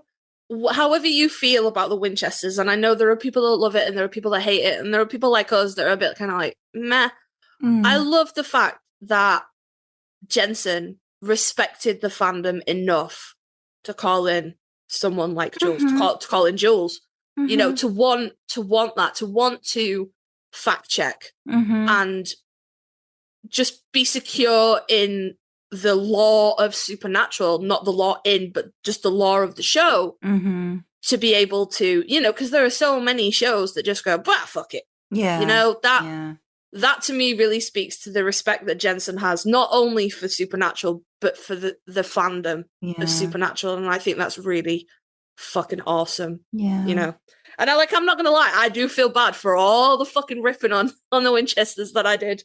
I do. Hindsight is 2020, isn't it? But still, I don't I think just like she said, fandom is her fandom. Like, I think you take it all, like, you know, you understand, like, again, the obsessiveness that people can have over a show and then a project, and like you do the spinoff and all, that's a lot of burden to put on a show, you know what I mean? And to take that on and to be like, some people are going to get really pissed. Yeah, that's the thing. I would not have wanted to be Jules or anyone else that worked on that. Seeing the internet fucking gnashing its teeth and not being able to say a goddamn thing about it, that'd be really I would have really struggled with that. Yeah. No, but I can't wait to have her back on and talk. No, I can't. That's going to be so great. That's going to be so great.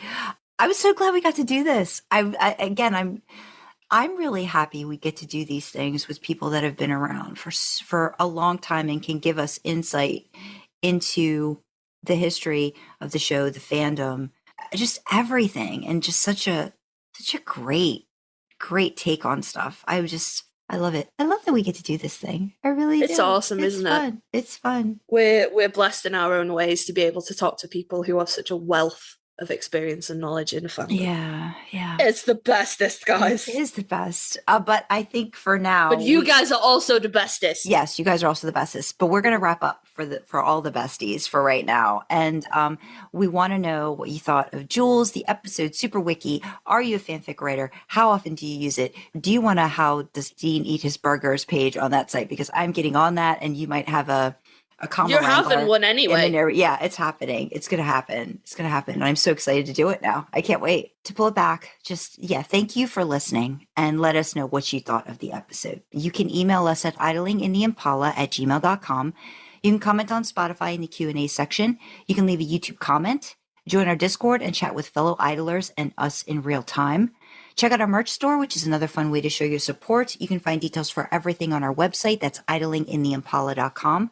Want to fuel our Supernatural road trip? Consider joining us on Ko-fi for as little as $1 a month. We have perks to go along with different membership tiers, and would love to have you along for the ride. Don't forget, you can always support us for free by liking, commenting, subscribing on YouTube, and following, rating, sharing on audio platforms. Engagement like that really helps us with the algorithms. All hail their benevolence. As always, we have the causes we support in the description. So you have LGBTQ plus talking charities from me, mental health charities from Sandra, and the main causes that we are championing, highlighting, spotlighting, as always, are World Central Kitchen and Doctors Without Borders. If you want to know more about these causes, why we're supporting them, what they mean to us, check out idlingintheimpala.com. There's a page there called Causes Cause with all the details. So with that, we will say a huge thanks to Jules for joining us. Thank you for joining us in the backseat, and we will see you next time, guys. Bye-bye. Bye.